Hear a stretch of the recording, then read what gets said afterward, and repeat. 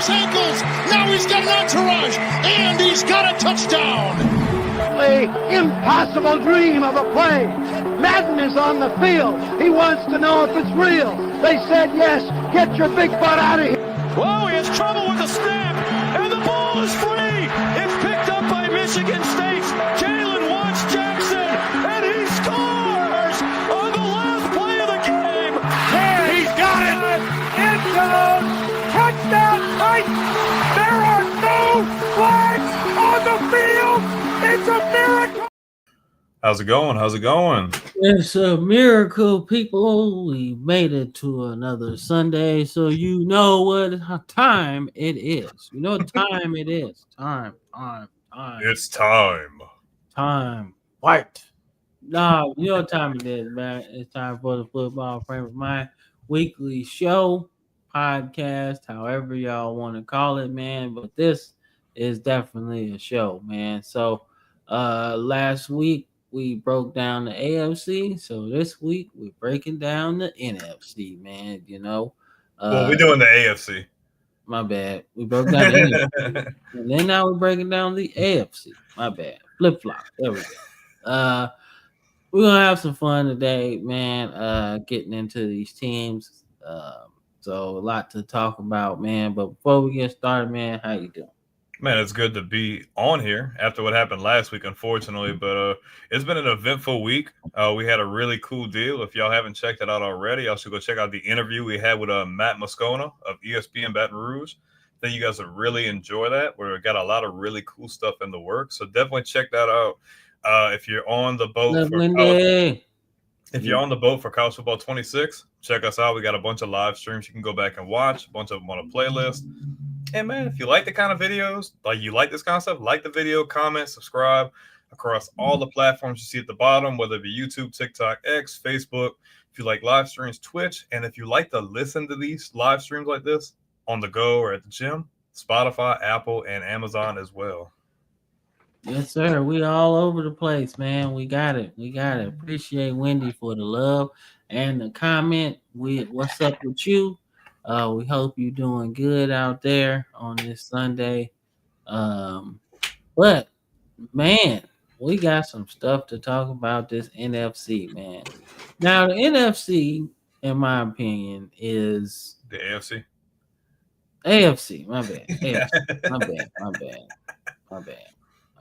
The AFC is a conference that is OP in terms of the quarterback position, in terms of the a lot of the skill position, like receivers and corners, stuff like that. Yeah, we at that time frame where we were like in the early 2000s. How the NFC used to be the juggernaut like that, but now the AFC is kind of taking that. Yeah, like it seemed like every decade it flip flop at some point. The NFC gets real good, and then the AFC gets ass, and then vice versa. So, but like I said, it's interesting. I was going through a lot of the teams, and I seen a lot of teams make some moves. Make some moves to either stay in the competition or start to build for the future. So as we get into a lot of the teams, man, we'll get into some schedules and everything, but you guys are going to see a lot of teams got better. Some teams didn't do anything, and we're going to get into that too, but there's a lot of teams that got better, and the moves that they made should really help them a lot, man. So, but no further ado, man, let's get into the show. So you know how it is. Come on over. The water is fine. Number went up a little bit from last week. We were at like 80, but that's all right. Y'all keep on liking. Y'all keep on subscribing, man. The water is fine over here. We do a lot of good content, man, and y'all gonna enjoy it. Man. Like I said, y'all gotta subscribe to the Villain Sports Media page, man. Y'all gotta do that. Gotta do that. We all over there, man. Support the whole network, man. And we're gonna be good. So support us, support them, we all one thing, one entity. Shout out Andrew for the love, man. Mm-hmm. That will be on Facebook. So, but yeah, man, push the button. Push Stop being haters. Push the button. it. Y'all like Shea Gillis Alexander. Y'all like view merchants. Mm-mm. All right, man. So we do a little bit of college, man, because we were doing NFL today. But I had to bring this up, man. So let's talk about Scott Frost, man. So he had a lot to say about his time at Nebraska, man, in terms of taking the wrong job, right? That's really what this quote is, man. His alma mater, he went to Nebraska, won at Nebraska. So it's kind of like the perfect job, right? You would think, coming off of his success at UCF, winning the unofficial national title, but they went undefeated. That is true. They did do that. And they beat everybody, and they beat Auburn in that game. Merchant.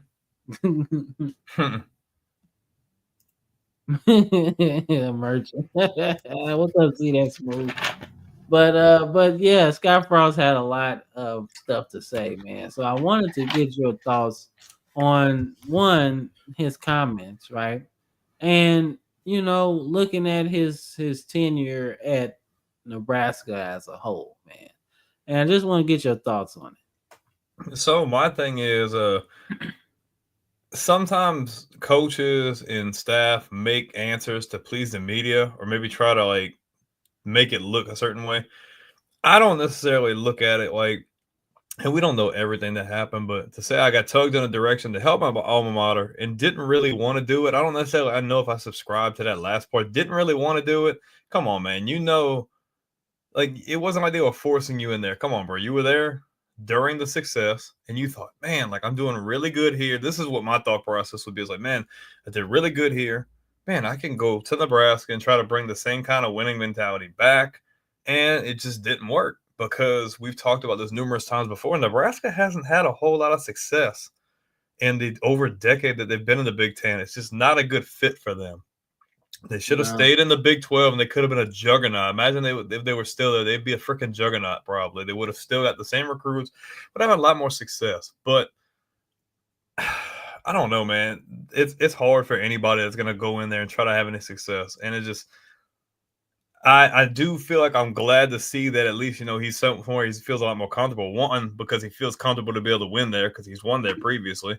And the team's in a much more favorable spot too. They're in a new conference. Obviously doing good in recruiting, especially with the transfer portal and stuff. They're in the Big 12. It's a bigger conference. Like, I think UCF's in a good spot. And I think that him coming back, he's probably rejuvenated, probably got a lot more energy and feeling a lot better about his chances with this second chance going in there. So I don't know if I fully subscribe to everything he said. I think sometimes you have to kind of pad your answers to please the media and also kind of like, I guess, whatever would happen. But I mean, we'll see. I think they'll be okay. The conference is really wide open, like we said before. So they're in a favorable spot. I don't know if they're one of the more favorable teams to win the conference, but I think we had them at least being bowl eligible, which would be okay in year one. Yeah, my bad. My bad, people. My bad. I had to get comfortable, man. All right. So with me, I actually kind of subscribed to him not saying he really wanted to be there, right? Because when he got the job and it came out that he was going to get it, he still wanted to coach the bowl game, right? Which isn't necessarily anything out of the ordinary. A lot of coaches do that, right? But specifically, it made me think like maybe he really don't want to go there because he don't want to let this feeling go, Mm-hmm. because it's like, damn, you just had all this success with UCF, man. Y'all went undefeated, right? And then just a few years later, we're going to the 12-team playoff, right? So it's like, damn, if you would have stayed there, y'all would have been good, because you're a hot destination, So it would have been cool. Then y'all would have been the group of 5 team, like, no doubt. right? And then they go to the Big 12 right after, and it's like now you're in the Big Four basically. So you would have got in regardless had you kept winning that division, minus Texas, minus Oklahoma as well. So that's kind of how I feel about it. But uh, his term, I guess you say his tenure at Nebraska to me was unfulfilled in my opinion. Not being able to finish. Yeah, not it's like his teams were lacking what made Nebraska what they were in the 90s, early 2000s. Like they seemed like a team that no matter how the game was going, they were going to play to the last whistle, right? But under Tom Osborne and Bo Pelini, to be honest, it seemed like they were able to win the games that they were supposed to win. Right? Not let everything slip away. I feel like his teams would always find a way to let it go at the end. Yeah, and that's where it's not the team, it's you. Mm-hmm. It's your strength and conditioning program. Like because losing games at the end, the way they were losing is not just like bad schematics. It's bad, mentality. It's like, oh well, here we go again, and that's kind of how I felt about his Nebraska run, right? I do think that they were a little bit further behind than maybe I thought. I thought that he could go there and kind of get his level of recruits, right? And at least get to 6 wins, right? Like at least get to 6 and then we'll see where we at, right? Nope. But didn't do that at all, including 3-9 and 21, Now I do think why he got extra time, because usually they would have fired him after that. But because it was COVID and everybody's playing catch up, I feel like that gave him an extra year. But I think coming into that 2022 season, I think we both were like, if he don't win these first 3, or at least 2 out of, like if he reversed his record before he left, I felt like we were feeling good about that. But we said, nah, I don't think so. So, but that's my take on his run, unfulfilled. But I do, like I said, I do feel like Nebraska was way further away from winning than I thought. So it's like they need a guy like Matt Rhule, because he's going to not just be the flash hire, right? Look at every job he's had so far. He's always built something good, but he starts small and then builds it up into something beautiful. And I will say though, the difference, and I'm sorry I cut you off. Nothing. The only difference between his 10 years at like Temple and Baylor compared to now is that Nebraska spent like $20 million last year on a roster, and they were not that relevant. And then you flipped like the number 1 or top 3 quarterback in the class, and he played okay. But I feel like they're destined to be. They might surprise some people, but they need to be better, because if they struggle early, like it's not looking too hot for him, because the university is going to keep dishing out NIL money like that. It needs to translate. Like in this day and age with the landscape of college football, your leash is even shorter than what it was 10, 15 years ago. Like, because there's just too much money involved. No, I agree, man. I agree. So shout out to Coach Scott Frost, man. Getting back into the swing of things. It's never easy getting fired from your alma mater, man. But you know what? Like I said, he's a legend in those parts, because I believe he won a national title. Mm-hmm. So he's a legend within those parts, man. But it's tough, man. It's tough. He probably won't be accepting many Christmas cards from Nebraska for a while. But nonetheless, man, I thought his run had a lot to be desired, but he's back at UCF, man, and they're in need of a fresh start, man. I mean, The Gus Malzahn era really didn't do what I thought it was gonna do, you know. So be interesting to see what happens now with them, you know. But as we move forward, man, with our NFL stuff today, it's gonna be fun. You know how we do it. Oh, my bad. Go ahead, play the video. Oh, yeah. So for anybody watching, it's just a little intro to the AFC breakdown. Everybody will hear the audio. Let's say NFC again. AFC. Yeah, it's okay. AFC. It's gonna be fun for sure. But for all of our audio listeners, you'll be able to hear the commentary and everything. You just won't see the video and enjoy. And let's get to the AFC breakdown, shall we? Down the middle of the field. It's a 2nd down and 3. Jackson takes it himself. Look at him dart back and forth. Oh! He broke his ankles. Now he's got an entourage. And he's got a touchdown. Pumps again to the sideline. Batted up. Oh, God! Stokely down the sideline. Can they catch him? Stokely! Wow! Touchdown! Denver!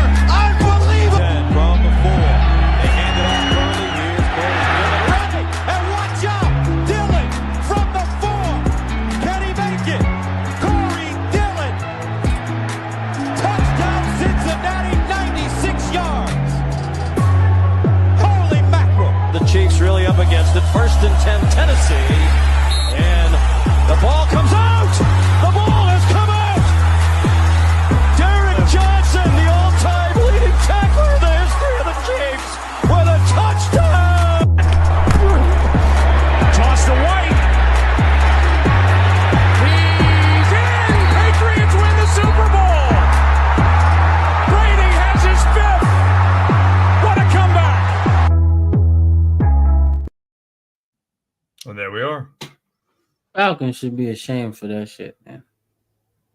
I gotta find you a video. I seen somebody had made AI is crazy, but they pretty much had a video of like a Falcons perspective, like when they were up like 23 and like 28-3, like, oh, we got it, and they slowly start showing the rapid decline of the morale. It's like, oh, dude, well, it's 28-20, we're still in it, it's 28, oh, we can finish.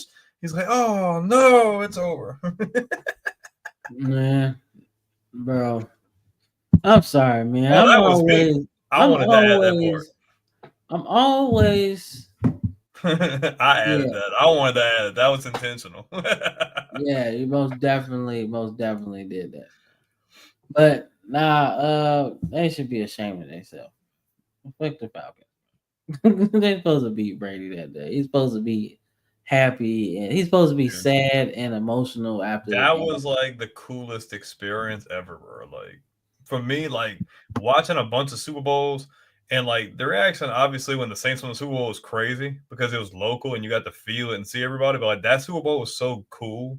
Like just watching a crazy comeback like that and be able to go out and then almost had an altar. Well, I ain't gonna say I almost did. I guess they had a Falcons fan that he wasn't too pleased, and he wasn't very pleased to see me wearing my Brady jersey. Nah, man, they might not never recover from that shit, bro. Mm-mm. Let's see. Yo, touchdown Troop. Good to see you back in here, man. And he's been in the streams too. Yeah. Oh yeah. Dude, they're gonna think about it till they go 6 feet under, bro. Yeah, it'd be like, bro, the Super Bowl that didn't happen, bro. And you know who's gonna really think about it? Kyle Shanahan. It started a trend. Bro, that's the 3rd Super Bowl he done lost, bro. Like that. Or as a coordinator and a head coach, bro. And no wonder his hair gray, bro. He like, yo, this is tough. He probably talked to his dad like, yo, like, how can I win? Like, how can I win one, bro? He's like, hey, bro, you got to figure that out. He's like, bro, you need to run the damn ball. That's what you need to do. Shit. That's what you need to do. Run the fucking ball, man. Shit. Like, you ain't got John Elway back there. You sure as hell don't have no Jake Plummer back there. So you might as well just run the damn ball, you know? Like, the Falcons one was the most avoidable, though, because all you had to do is stay with the same game plan you had all year and throughout the first half. Now, I think we still would have mounted a comeback, but the lack of offense and being able to move down the field, our defense was just too opportunistic, creating turnovers and then putting Brady back on the field to score points. I mean, they did it to themselves. Yeah, that's how I felt. I felt like that Super Bowl was like, bro. But I did tell everybody, I was like, bro, everybody's like, yeah, they winning the Super Bowl. The Falcons, they gonna win. I was like, y'all think Brady just gonna go out like that? Like, I don't think so, man. That's what I said. My dad was like, me and him were watching it. He's like, nah. He's like, I don't think it's gonna happen. I'm like, just hold your drink, bro. Stay seated and watch what's gonna happen. He's like, oh shit, you was like he was telling the truth. Oh, I ain't making my Super Bowl picks yet. That's next week. Yeah, that's next week. But I We're do gonna like do everything. that Ravens and Eagles, though. I do like that. You notice every time like Cam picks either one of those teams, they don't make it. So like 2 years ago, he picked the Eagles, and the Eagles were ass. And then last year, he picked the Ravens, and the Ravens freaking Mark Andrews choked in the freaking playoffs. Yeah, but both teams did make the playoffs, though. Yeah, they made it was better. They did make the playoffs. It was how better. They got there. How they got there was quite different than how I predicted. It was better than him when he picked the Panthers to go to the playoffs and the Dolphins to go to the Super Bowl. Hey, man. I thought the Panthers was good, man. I agree. Yeah, I mean, like, we talking Atlanta sports, and we kind of going down a rabbit hole here. The Cam curse. No. What I do? I don't know, bro. If you got a Cam curse, maybe you could break the Buffalo Bills curse. Yeah, by picking him to win the Super Bowl. Trash. Hell no. I dare you. No, not doing it. Matter of fact, you know what? I might do it just because of the juju. I need that juju, that good juju on my Ravens. All right, but we start off with the AFC champions, the AFC championship game, should I say? But the Chiefs ended up winning that pretty good game, but Josh Allen just ain't got the juice like that, man. I don't know what it is about Mahomes, but he just can't do it in the postseason. He can do it in the regular season, he can do it against anybody else. But Mahomes, he always seems to just like buck it up, they never show up to the occasion, bro. There's only one quarterback in the AFC who's been able to actually like stand in the face of adversity, and it ain't him. See, I wouldn't say all of that, bro. I would just say they can't beat him in the playoffs. Only one guy's really been able to knock him off in the playoffs. Yeah, that's true. Just saying. That's true. That's true, man. But no disrespect, though. I like Josh Allen. What's up, Mom? Are you streaming? I am. Oh, never mind. No, come on. You ain't here now. You might as well.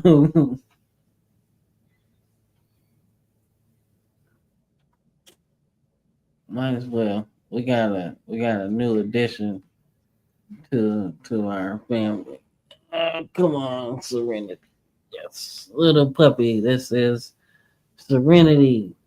Say hello to the world. Say hello to the world.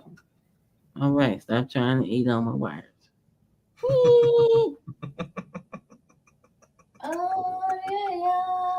Okay. Okay. All right. Okay. Oops. Okay, can you get Logan and tell him to get in here because he has no shoes on and he's walking around? Oh. Like, please. Yes, I will do that. All right. Yes, that was my mother and the new dog, Serenity.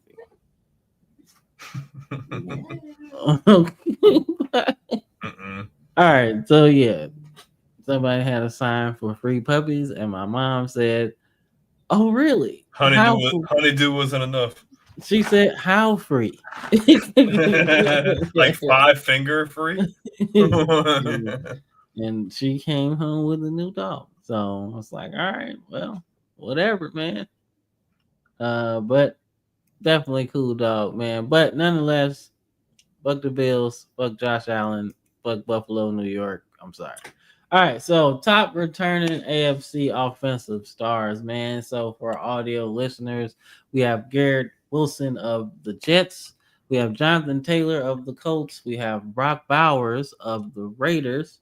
Lamar Jackson of my Ravens. We got Creed Humphrey of the Chiefs. We got Joe Burrow, Josh Allen, and Patrick Mahomes. Y'all all know who they play for. And then, of course, we got our receiving Triple Crown winner of the AFC, Jamar Chase, right? So that is the offensive stars that I'm looking forward to seeing this season. A whole lot more guys, man, but I really am excited to see the encore of Brock Bowers, man. I think we all said he was going to be good, but with inadequate quarterback play, he was fantastic. Right? Fantastic's an understatement. He was absolutely fantastic, bro. Oh my God, what a season he had for year one, man. He really looked like the Georgia guy. I was like, yo, That's over with. I was like, he done. He done now. He done with Georgia. He bringing that to the league right now, bro. Like he done. He done, man. Oh, okay. So there may be a problem with that. I think there's a bug in Road to Glory. So if you guys wasn't watching, one, the game hoed me because I was trying to commit to Georgia Tech, and the thing literally committed to Tulane instead, which was Ag. I didn't play the whole first year, so I said, okay, well, I'm going to transfer to Delaware. I get the quarterback two spot at Delaware. I get the quarterback two spot at Delaware. I didn't play any of this part on screen. I got in one game. We were getting blown out like 55-0, and then I came in and led them on a touchdown drive, so we didn't give up a goose egg. Get through the rest of the year thinking, okay, I'm going to challenge for the starting job in year 3. I come back, and there's a QB battle. Something happens with some kind of glitch or something in the competition, like there's the 3 drills. Lose the battle, which was beyond me, but what blew me away was usually, like, if you're challenging somebody or whatever, y'all are like this close on coach trust. Well, no, it separated us like this far, which is like 1,000 or 2,000 points, and then the starting quarterback's like 10,000 points away. So we have a dilemma. Either I freaking sit there and grind to maybe play by the last year, or I hurry up and throw another one together and just start over. I don't know why it did that. I don't know if anybody else has experienced that, but it's a weird little bug. I don't know why it did that. Yeah, man. You know, I feel like Dynasty is the same way, dude. Like, damn. Yeah, we went 2 and like.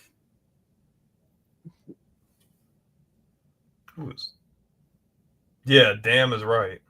I was so drove, bro. That's appreciated Tiana D. Posted the stream. Appreciate that. That's the first notification I got like that before. Never seen that one. Yeah, me neither, but we appreciate that most definitely, man. But yeah, Dynasty's the same way, bro. Like damn, okay, we went 2 and 10. All y'all motherfuckers ain't got to transfer. Shit. Oh, everybody dipped out. I was like, damn, bro, some of y'all 60 overalls, bro. Y'all not gonna get no playing time. Y'all not a hot commodity. Yeah, man, you like that Division 4 guy. Like that goes in the transfer portal like, hey, check out my stuff. And I'm like, nah, bro, I'm not doing it. so nah, man. But these are offensive stars. Oh, you're good. Okay, well, yeah, these are your offensive stars, man. You know, like I said, I'm looking forward to seeing Brock Bowers. Aside from being biased, I could easily say, oh, yeah, I want to see Lamar Jackson. No. I want to see Lamar Jackson in the playoffs. I don't care about all these MVPs. I don't care about this regular season stuff. Oh, my God, we look so good. I don't give a shit. You just need to have that Chiefs mentality. They need to just get through the regular season. I just want to see him play in the playoffs. Like everything else is like, yeah, we got to win like 12 games to really get in the playoffs, right? I'm cool with that. You just got to get in there and we got to win. So, yeah, I'm excited about my team, but you know who I am really excited about that's not on here, though? Who? Brian Thomas, I think he might have an even bigger year too. Because I mean, Jacksonville's got okay weapons, but they lost weapons too. So I feel like he's going to be even more of a necessity for Lawrence. Who Trevor Lawrence is in a big prove it year because they gave him that big extension, and we haven't seen anything from it yet. He's going to have to ball out, and for him to ball out, he needs Brian Thomas to elevate his game even higher. And if he gets even higher, he's going to be right back in the same spot next year as he was this year. So that's who I'm really curious about. Yeah, I mean, I was thinking about putting him on there, but I was like, you know what? It was either him or Garrett Wilson.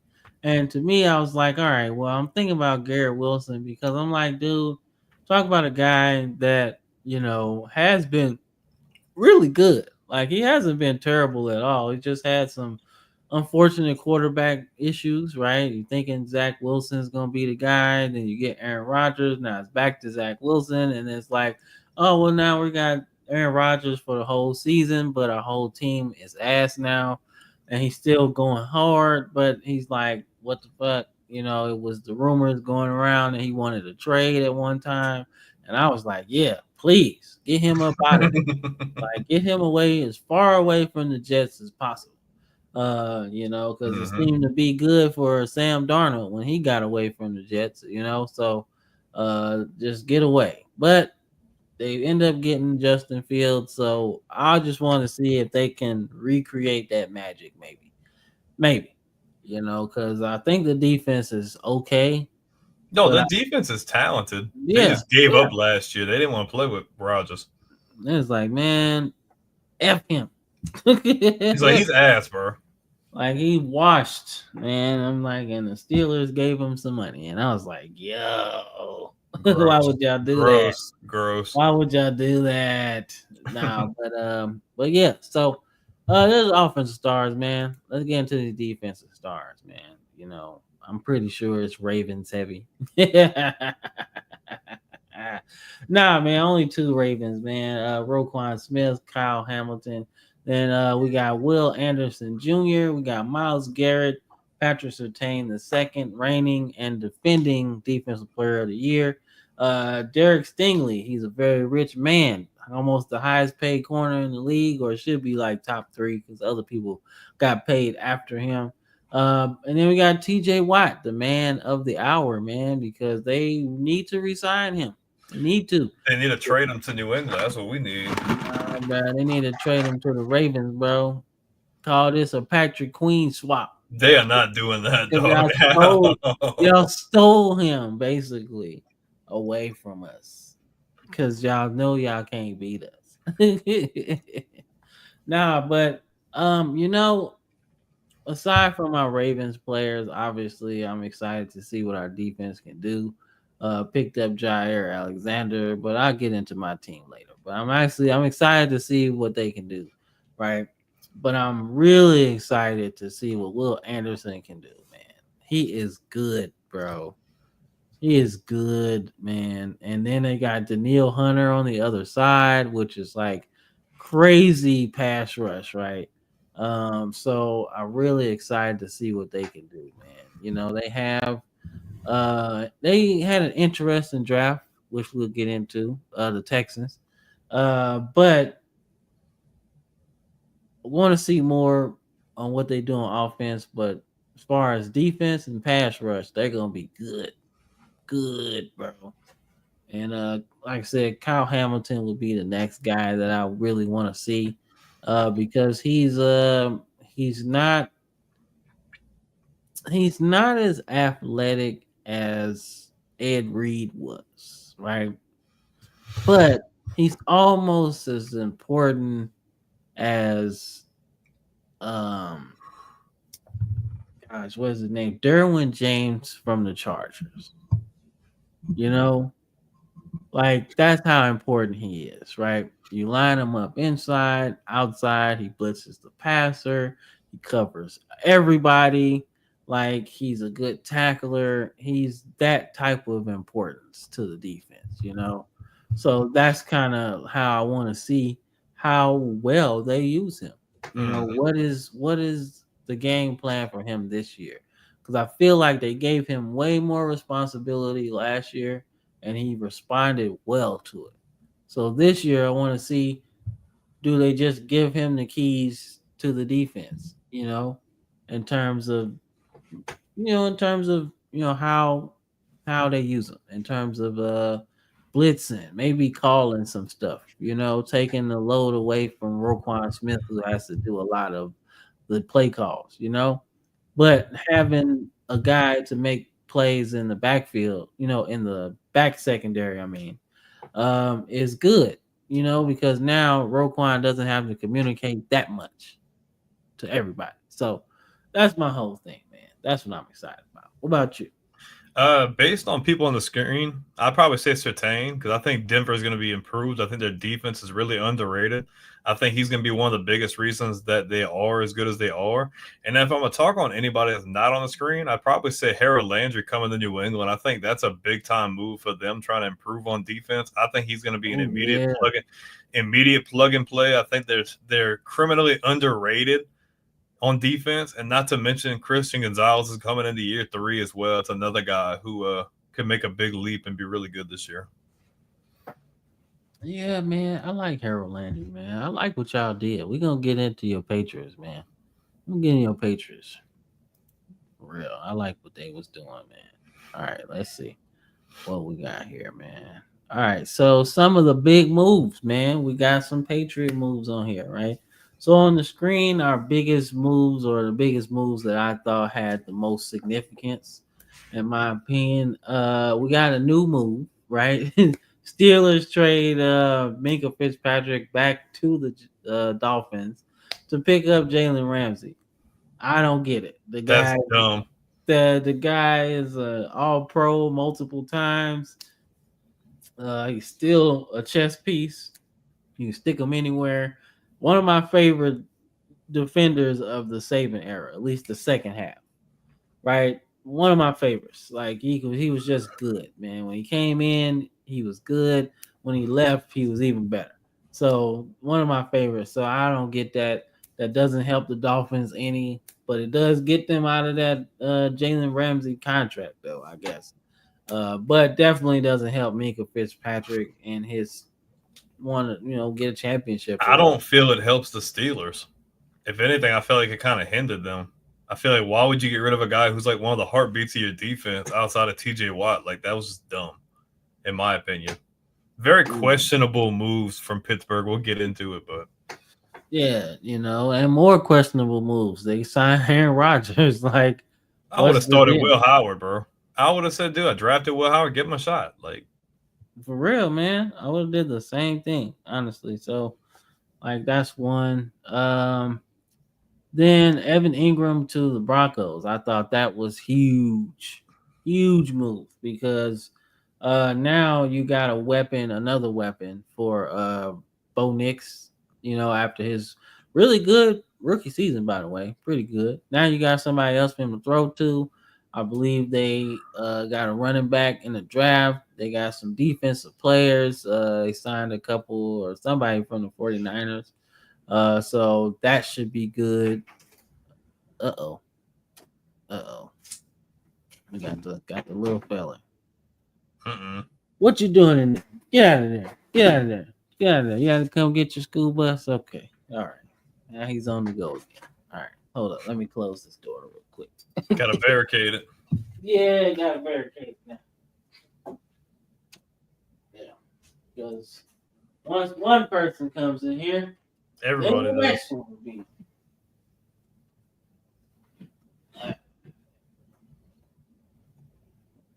All right.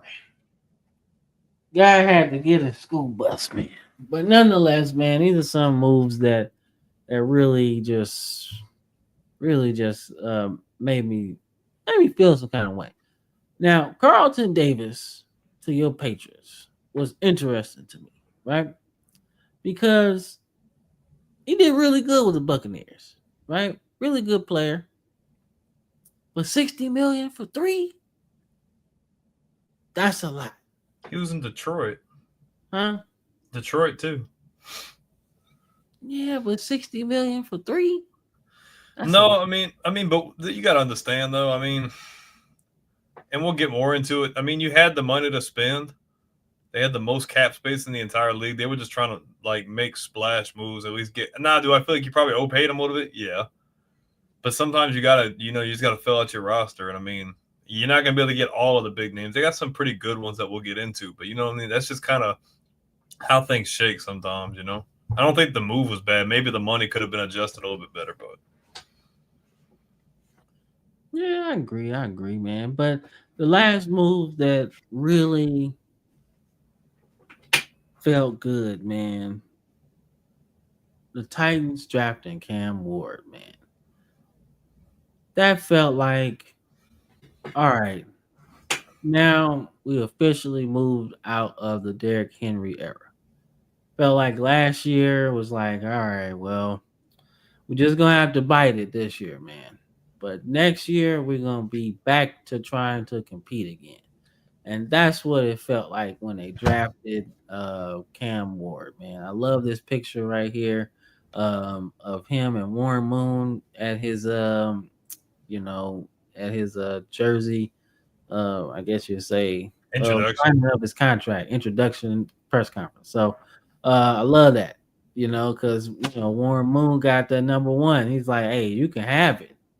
You know what I'm saying? Take it, because technically, he was number one on the Oilers, not the Titans. So I love that. Love that, man. The past giving homage to the future and vice versa. I love that. So, but this feels like, a pretty good move. You have your best era probably of the Oilers, right, under Warren Moon. And then now you're hoping to have that type of success with, Cam Ward, right? Steve McNair was good. He did get to a Super Bowl. But in terms of like the best teams, I felt like that was under Warren Moon. If we talk about the whole history of the Oilers, that was probably the best time. So it does feel good that they both, showing love to each other. So those are the biggest moves. I really like Ingram to Denver. I think that is the perfect move to elevate your quarterback because Denver still is questionable at receiver. Cortland Sutton's never lived up to the hype.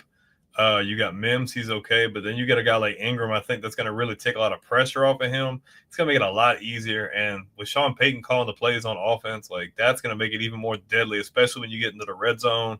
I think Denver, that's going to be a big difference maker. Can we talk about how bad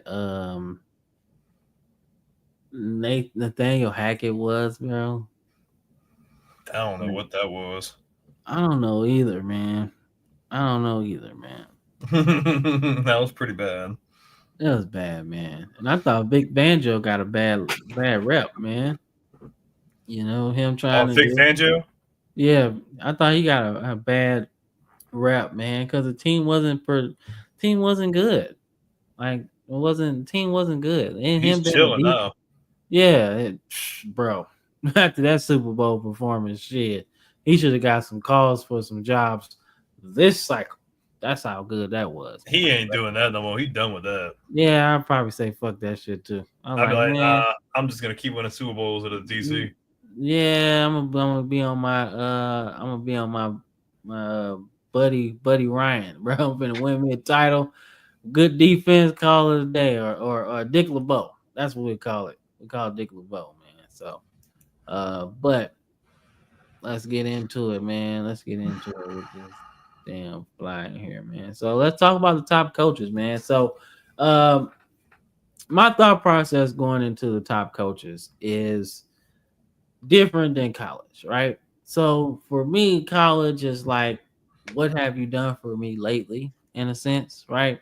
With a little bit of you earn the right to be there, right? Based on how long you've been there, right? But for NFL, it's more about what you've done since you've been a head coach that makes you a top coach, right? We got 4 coaches on this list for Super Bowls, right? If you don't have one in the NFL, I feel like you're not a top coach to me. Like, even if you've been good, right? It feels like you got to have one to be on the list, right? Unless you're in the NFC right now and the lack of Super Bowl winning coaches isn't over there.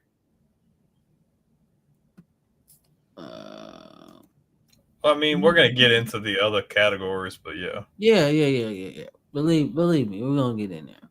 But am I right or wrong for these four? No, I mean, if you're looking long term, yes, because they all do have obviously at least one Lombardi minimum. I tend to subscribe to like what have you done for me lately? Because I just think that's just the nature of the NFL in general. So I think it just varies on your perspective. Because if you look at it, let's like Sean Payton's only been in Denver for like 2 years. Okay, we can say that. Hasn't done anything extenuating well, but obviously has a larger body of work. You can't ignore that.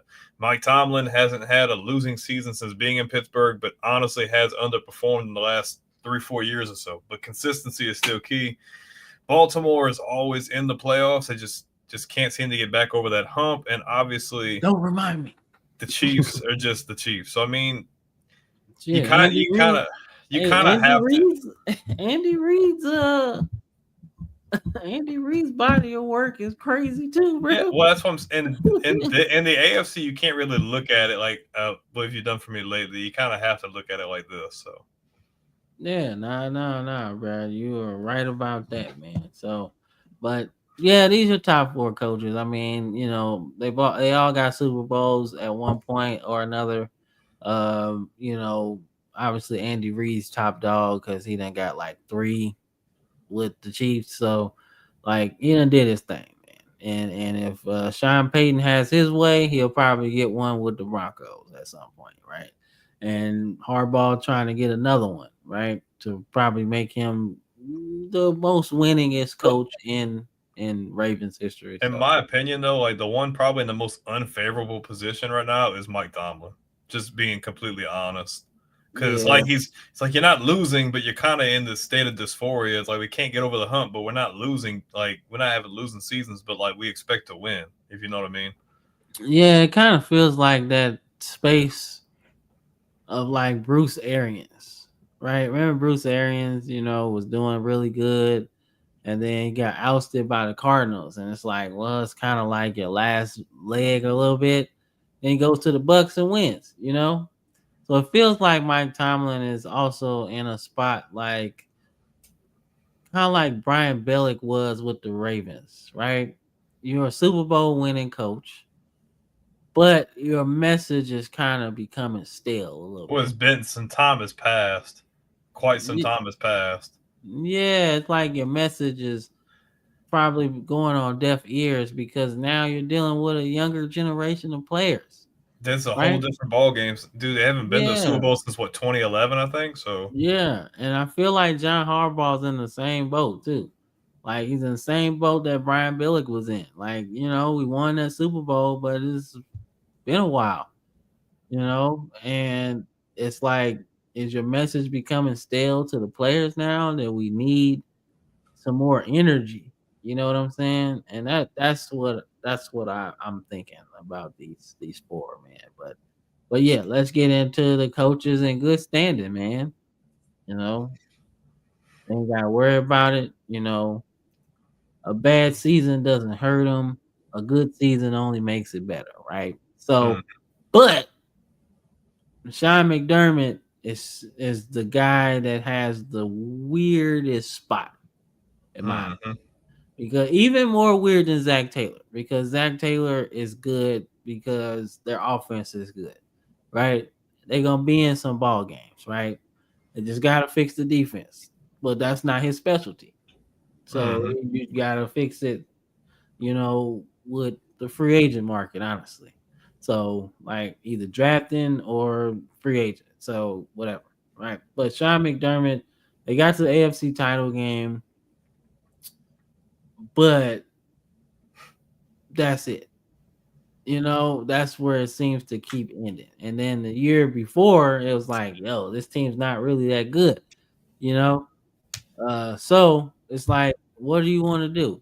You know, like a good season does help him a lot, right? It just buys him more time, whatever. But a bad season, you start to ask a little bit more questions than the other 4, right? Because I feel like if D'Amico Ryans and the Texans had a bad season, you're not asking that many questions, right? Not really. You're just like, all right, what's missing? And if Harbaugh has a bad season, it's like, okay, what's missing? Zach Taylor, we know what's missing. Defense, right? So until they fix that, they'll always be kind of in that question mark. But McDermott, it's like, we gave y'all a lot of stuff. Diggs, you had some Von Miller, right? So you had some weapons. I can't ask you what's missing anymore because y'all seem to do better with less. Mm-hmm. So that's my question. That's my thing. What you think? No, I mean, I'm not. This is the thing with Buffalo is last year probably was like talent-wise less talent than they've had over the last like 5 years, and the team balled out. I honestly feel like Buffalo should have won the AFC Championship game. I thought they were the better team, and they were playing better football. They just didn't. It's the curse. Zach Taylor, I mean, you question damn near almost the number 1 offense in the league, can score at will. You're just struggling to get defense back to at least somewhat relevancy because we all know that if Cincinnati had an average defense last year, they were going to be in the playoffs. It could have been a viable threat to knock off a big team in the playoffs. They can score on anybody. When you drop in 35 plus, all you need is defense. When you look at Houston, not gonna say they regressed. They just feel like we were gonna make a bigger leap last year. They're still in a favorable spot. It sucks when you have your one of your star receivers just can't stay healthy. You just paid your other stud receiver. You bring in some really good pieces, as well as it feels like you could be gearing up to maybe try to take that next step this year. And then the Chargers have to make a big step, in my opinion. I think they did well in the offseason. It's another year under Harbaugh. I think he's got his mentality down. I think he's got his environment the way it needs to be. It's just you need to get Herbert out of choking in the playoffs because he statistically has been like the best quarterback over the last like 4 years. It's just when they get in the playoffs, it's just I don't know what happens to his psyche. But being in good standing, yeah, I would agree with all 4. All right, cool. Man, let's get into last couple of categories, man. So these coaches must improve. But every person isn't in the same boat. Mm-hmm. All right. So Brian Callahan, basically this is year 1 for him. Like last year was year 0, right? So this year is kind of year 1 for him, in my opinion. Yeah, Zach Taylor's in. They made it to a Super Bowl, bro. Yeah, and had Super Bowl, the defense underperformed. So I mean, and your quarterback had they had a defense and they won more games, he would have won the MVP. Stats don't lie. So sometimes they do. Not in that case, they don't. No, not in that case, they don't. But sometimes stats do lie, bro. Because I done seen some, and I'm like, ain't no way. But yeah, but not in the case of the Bengals, man. They're good. They're good, man. But Brian Callahan, man, is in a good spot. But you have to improve, right? You can't have another bad season, right? You can't have, can't be top 5 pick bad. Yeah, like if you got a quarterback, let's start, seeing what he got. Don't even think about having a quarterback competition. It's not. No, not Mr. Mayo Man. Mr. Mayo Man ain't gonna do it. It's not that kind of party. Nah, bruh. You drafted him number 1 overall. There is no quarterback competition. He is the guy. Give him the keys. That's what you do. Don't play with it. Don't play with that at all. Just give him the reins, right? Because realistically, he's going to be here longer than you. So, right, you might want to just see what he can do in year 1, right? So, because the better he plays, the more time you're going to have on the job, right? If he plays good and y'all still losing, guess who the finger's pointed at? Coach. Yep, there you go. So, but he has to improve, but he's in the best spot heading into the season out of these 4, right? So McDaniel is yeah, man, it's not gonna look too good, man. But his spot is also, and I hate to say it, but it's injury dependent, right? Mhm. Because the team has been really good, but Tua has always been hurt the last 3 seasons, right? Concussions, ankles, all kind of stuff, right? Hurting, and it's hurting the team because you need Tua to make it work. I mean, he's highly accurate, doesn't have the biggest arm, man, but you know he's gonna put the ball right here, and then he's gonna give it to the running back where they like, right? He's really, really a good quarterback, man. But the success and failures of the team has been Tua's health, right? I don't think that they're bad in terms of talent because I think their talent is great. I think they can. I really think if everything goes square, they could probably give the Bills a run for their money. But the problem is injuries, in my opinion. Injuries to Tua, injuries to Chubb, Bradley Chubb, like secondary, you losing players like Xavier Howard, who had like 7 picks a couple years ago, right? But he's not on the team anymore. You know what I'm saying? So, you know what I'm saying? So, yeah. So that's what I'm saying. See that Smooth be right. Like I said, like he's so much important to them, right? So I could have put him in good standing because no, hear me out. I could have put him in good standing because of how dependent he is on Tua health or Tua play. Yeah, but I Because still feel they've underperformed regardless, though. I mean, yeah, but if you don't have your quarterback, bro, like even if you had good talent, like you're not winning with Jacoby Brissett. You're not winning you might win a couple games with Minshew, right? We're talking backup quarterbacks here, right? You're not gonna win as many games if you don't have your starter.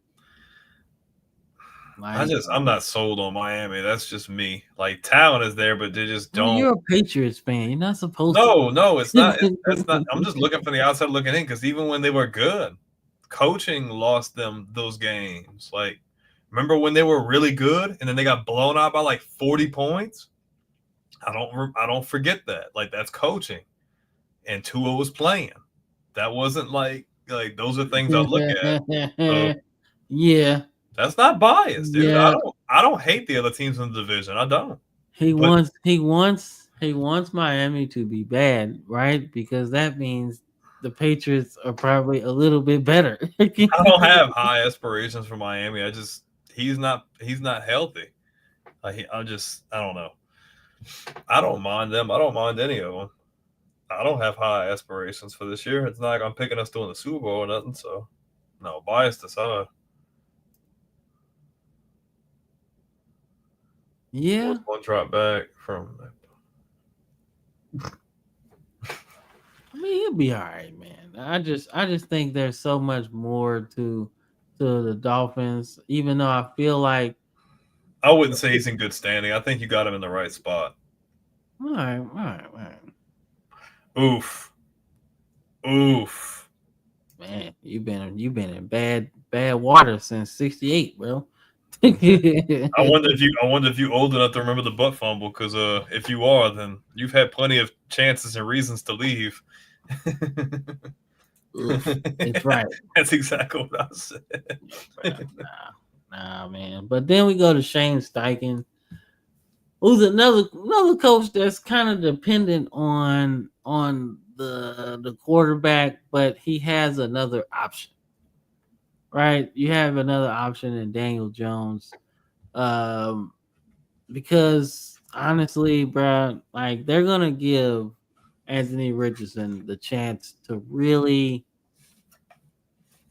keep his job. I feel like they're gonna give him the shot because if you, like we said during the draft show, if you weren't gonna draft Tyler Warren, right? If you weren't gonna help Anthony Richardson at all and give him the best chance to succeed, you don't draft Tyler Warren at the top, right? Now Tyler Warren helps you long term with if you go with a quarterback change, but I feel like he's in an interesting spot. Like we gotta see some improvement. One, we gotta see some improvement from Anthony Richardson, right? And that's coaching, right? We gotta put him into situations where he can succeed. And he's right? an offensive coach too. So just saying, he's an offensive coach. So yeah, we are probably the worst franchises on the screen right now. You're not there. yeah, you're not there, man. hey, that's what I said. Just hit the portal. We won't blame you. Yeah, but Sean Steichen's in a good spot though. I think he has to show improvement. He has to show improvement, right? Because they came from Frank Reich and they were making like playoffs and stuff like that. So it's a different spot to be in. But I think depending on who the quarterback is and probably the success and failure of that situation is probably going to be the end all be all for Shane Steichen, man. You know, but then we go to Kevin Stefanski, bruh. Like, I gotta say the Browns suck. Okay, let's start there.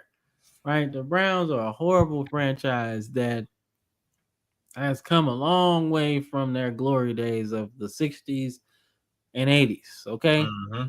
they've come a long way in the wrong direction, bro. You know, so like they've come a long way down. So I can't put it all on Kevin Stefanski because they suck, bro.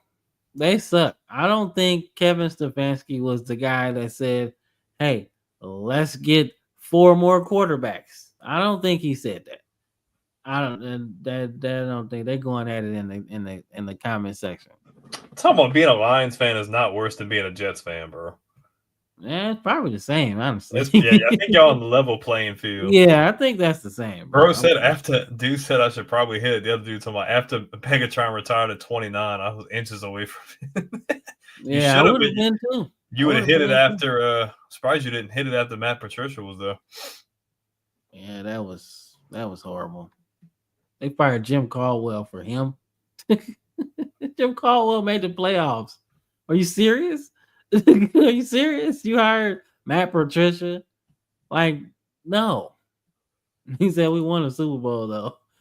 Around the same time that the Lions won their NFL championship. Bro, y'all won a Super Bowl when Dick LeBeau was still playing, bro. They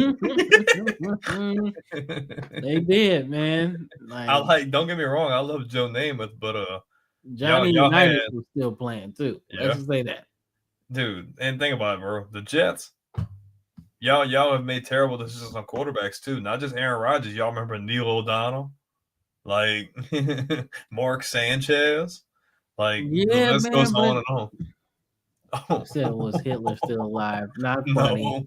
Not funny. Not funny. Not funny. Not funny. We're not gonna do that. We're not gonna do that. Like, yeah, that's crazy. That's crazy. Nah, bruh. Nah, we ain't doing that. That was a very, very, very wonderful time for the USA. Not the other side. But he's not one of those wonderful people. Let's just say that. Nonetheless. All right, let's get back to Stefanski, bro. And the Browns, man. So, look, if there was a hot seat, this is a hot seat, but it's not fair because it's like it's the same cycle over and over. It just keeps repeating. It just until the Browns get a coach that's legitimately good, like legit good, like made. Until they get a coach that's legitimately made already, they're gonna keep doing this over and over and over. It's just gonna keep happening, bro. Like, and we all know it. Yep. So Do Browns fans even really exist? No, they don't. They're just a figment of our imagination. the Browns are like the internet. It's not a real place. It's not a real place, bro. I'm sorry, bro. That team didn't even come back in '99. This is Bishop Sycamore. Like this doesn't exist. That was the name I was looking for. There we go. Like this doesn't exist, bro. Like this game didn't count. Their seasons don't count. Hell, you know what? Deshaun Watson got paid in FTX money. It doesn't even exist anymore. He got paid in Bitcoin. Yeah, see, that doesn't exist no more, dog. So, but nonetheless, man, let's talk about the newbies. Let's talk about the newbies, man. Let's talk about it, man. Some old, some new, right? So let's talk about the guys that are to the big leagues again. Let's talk about Pete Carroll, man. Pete Carroll is a Super Bowl champion coach.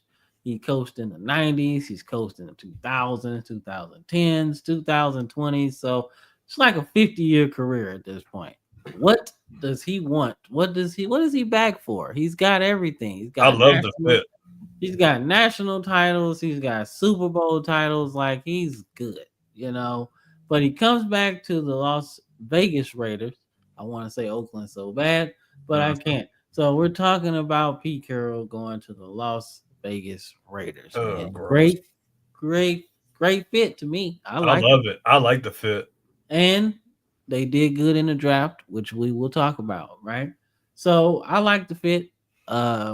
It's really interesting to see what he actually offers to the team.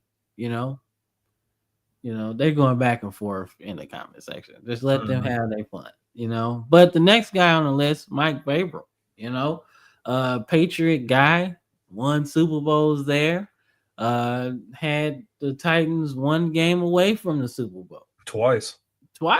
Yep. So, like, he knows what he's doing, man. And I feel like you guys are going to be tougher, right? I felt like under Bill Belichick, I don't count Gerard Mayo. He wasn't there that long, so I don't really count that for real. But I do say that y'all lost y'all toughness after a while, right? It felt like, oh, well, Tom Brady will bail us out, or Tom Brady will bail us out. It's just the presence left the building, and it's hard to recreate that. Like, you got to think. Tom leaves, Gronk's gone. You get 1 year with Cam Newton, and then Edelman retires. So that whole core that had been there for so long is completely gone. It's hard to recreate a culture after such big presences are gone, and then you're already older and you're not winning, and it's like you're kind of on a slippery slope. And obviously you're still the greatest coach of all time, but I don't think it would have been hard for most people to get out of that. That was a tough spot for anybody to be in, to be honest with you.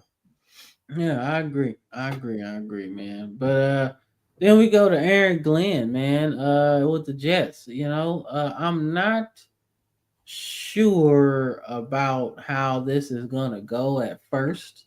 I feel like the first year or so, you're going to see what kind of team he's going to do, right? Because this is his first job. He's been a coordinator, part of the mass exodus of Detroit assistants. They lost their offensive coordinator and defensive coordinator. So, interesting to see what kind of team they are. I don't know his philosophies or anything like that. Haven't heard him talk that much. But you know, he did talk about Aaron Rodgers when he was on the team. He was like, "Yeah, we'll see." But he did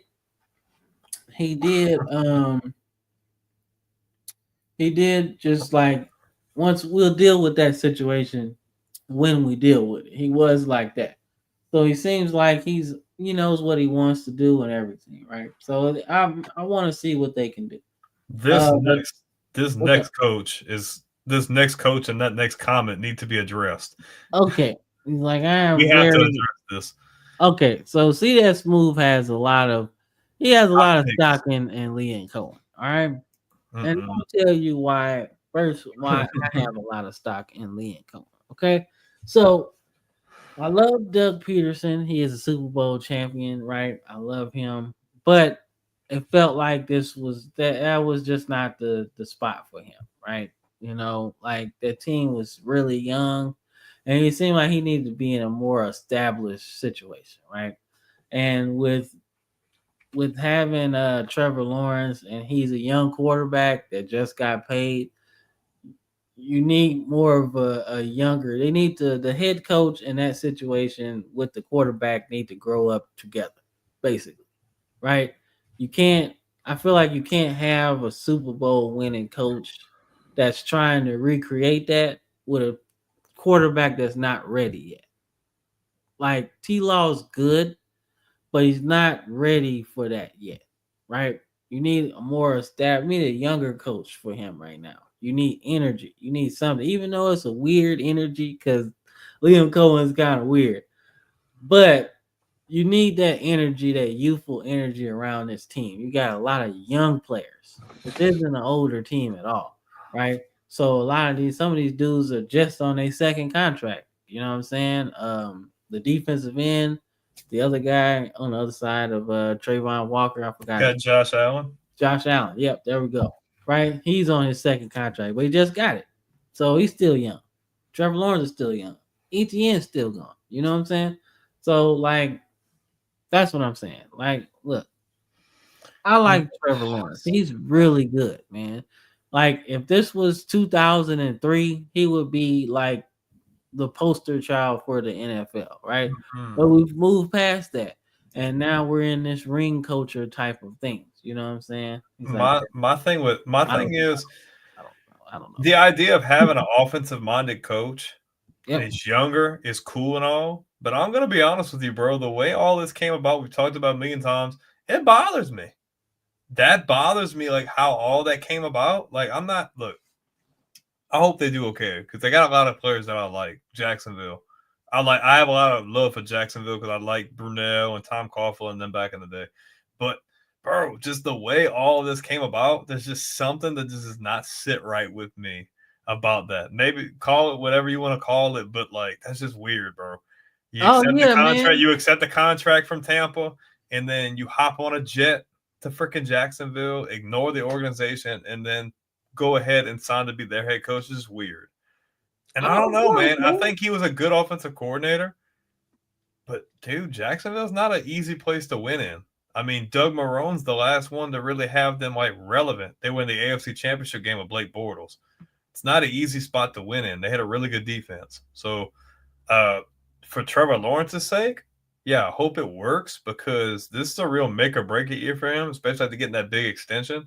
I think they'll be relevant. I mean, it really helps that you obviously have Brian Thomas. It really hurts them that you lose Evan Ingram. I like their running back room. I don't know who they're going to roll with week 1. But we'll see.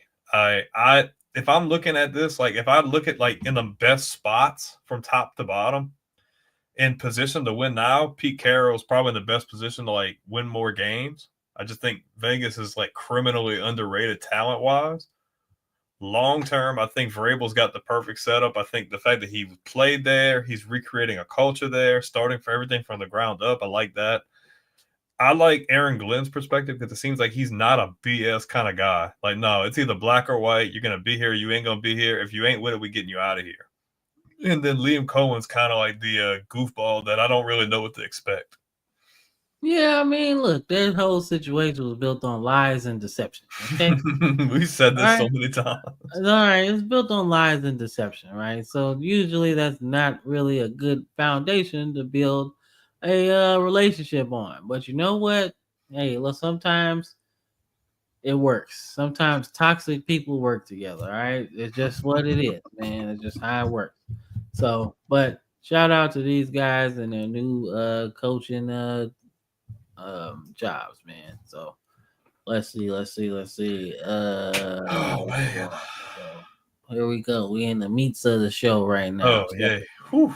All right, we're in the meats of the show, man. Like I said, we're gonna, as we get to the teams at the end, if they suck, we'll just go right through them. Okay. If they suck, right? they suck. If they suck, then they'll go right through that. Right. All right. So yeah, we're gonna get to Ashton Jeanty in a minute. Okay. We're gonna get to Ashton Jeanty in a minute because this is a division that they in, man. But let's run a quick commercial break, man. I gotta stretch my damn legs. We'll be right back. Anytime now. Hold on. Anytime now, man. Wrap it up, B. I don't like the format. Like, it's all different. Hold on. Did it get taken off? Okay, never mind. There we go. Commercial break, guys.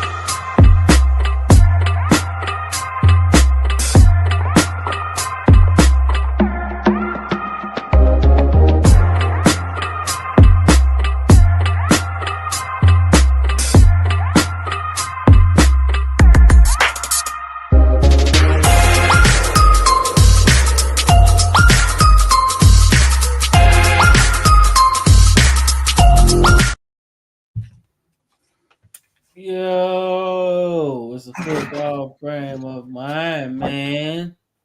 Football frame of mind, man, on this beautiful Sunday. So we welcome you back from our commercial break as we start to break down these teams. So here we go.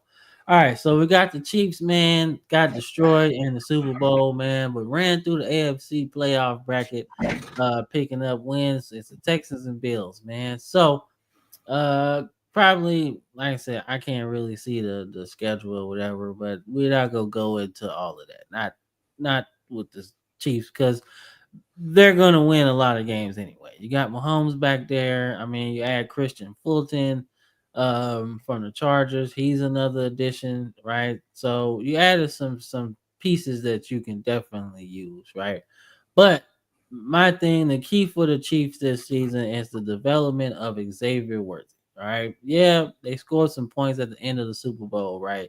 And everybody's like, oh, well, the game was over. I'm like, no, that was a message to the league. Like, we didn't use Xavier Worthy the way we wanted to use him. Y'all better look out. You know, like, that's what I saw. I saw it like that. Like, yeah, you can say, oh, well, they was just scoring points at the end or whatever. I'm like, nah, I don't see it like that. I see it like we got our next version of Tyreek Hill. We're going to line him up anywhere we want to line him up, and he just going to go long, and you ain't going to catch him. You know what I'm saying? So that's how I feel about the Chiefs. What about you? Chiefs are going to be the Chiefs, but I will say, though, if there is a year you don't want to bet against them, because I remember 2 years ago we bet against them and they completely made us look stupid every single week. But I'm going to be honest with you. There's a year for the Chiefs not to make the Super Bowl. I think this year could be that year. I think the AFC around them got really better. The Chiefs made some signings here and there. But I don't know, man. I think what Philadelphia did to them in the Super Bowl exposed them. Like, hey, you can stop them. Hey, you can not blitz the whole game and get pressure and make a difference. Like, it's not impossible. So I don't know, man. They're still obviously the favorite in this division. They're still pretty much the favorite in the conference, but it's not a shoe-in my opinion. We don't know how many years Andy Reid has left. And Mahomes, yeah, he's been winning games and obviously getting it done in the playoffs, but he hasn't looked like himself the last 2 seasons. Like, things have been kind of like, He's still been able to get it done, but I haven't seen that big flash. Like, oh my gosh, like, this guy is it. Like, I just feel like the Chiefs really just need to work harder this year. Just do what the Bills did last year, and the Chiefs have done it before. Do more with less. I think that's what it's going to come down to, and just being fundamentally sound. Yeah, and then see that Smooth says, I think Rice has a better chance of coming back, but I feel like Pachinko lost a little bit of steam, like because he runs very hard, and I really like the way he runs the ball. But the fact he broke his leg, man, like that take a lot out of you, Mm-hmm. and especially the way he runs. Right, you feel like you're not gonna trust yourself as much to run that violently, after you have an injury like that. So I feel like Pachinko has more of a problem than him. So, but the Chiefs are gonna be the Chiefs, man. They're gonna be a Chiefs, man. So we move on to the next team, man. Move on to the Chargers, man. Made the playoffs, got beat by the Texans. Hey, that shit happens, right? But they made some moves. I'm very impressed with their draft. Marion Hampton is gonna either be the number one back or they're gonna run a 1-2 punch with him and Najee, right? Najee had an accident with fireworks like a couple or last weekend or weekend, whatever. So no telling how that's gonna work out. But if you're in a running back competition or a position battle, period, you can't be missing no reps at all. And this is a very close one because he's coming in on a 1-year deal, which means like, hey, you can have 1,000 yards, but you gotta show us something else, right? If it wasn't like that, then he would have got a bigger deal, you know. Yeah, please, because Don't be JPP. yeah, don't do that.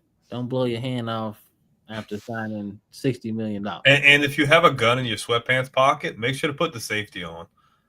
Yeah, or leave it in the car because I'm pretty sure you got security anyway. Dumbasses. I don't know how many. I don't know how many of y'all get that reference, but Dumbasses, all of them. Like, dude, but come on, dude, man. you talking about Amari Hampton?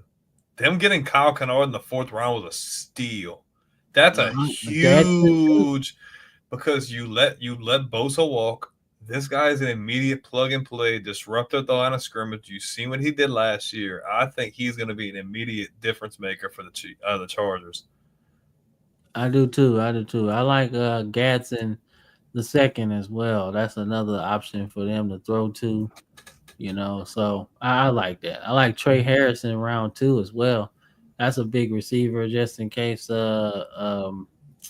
Williams isn't who you thought he is. What do you feel like the Chargers' playoff hopes are? I know we usually talk about records and stuff with college, but do you think the Chargers have a shot? Yeah, they got a shot. This is like, I'll be honest with you. We always talk about the AFC. AFC. Got a shot for the division title. To be honest, I'll be honest with you. Like, we always talk about the AFC North. The AFC West is good this year, bro. There's not a bad team in this division this year. All the quarterbacks are gonna like. This is a good division. I think your worst team could finish 6-11. 7 wins, maybe. Yeah, I think yeah. If there's a possibility to get 4 teams in the playoffs in one division, I'd probably say this one because we got the Browns in ours, so we can't get 4 in it. So that's just not gonna work out. But this division is tough, top to bottom, man. I agree, man. But let's get into team number 3 of the AFC West. Let's see, John always. Yeah, he does. Everywhere he's been, they've gotten better. Mm-hmm. Everywhere. So that's true. All right, so Denver makes the playoffs, right? So they got 3 teams last year, right? So let's say they can't get 4. I'll do it. I do it. But nonetheless, man. Let's see.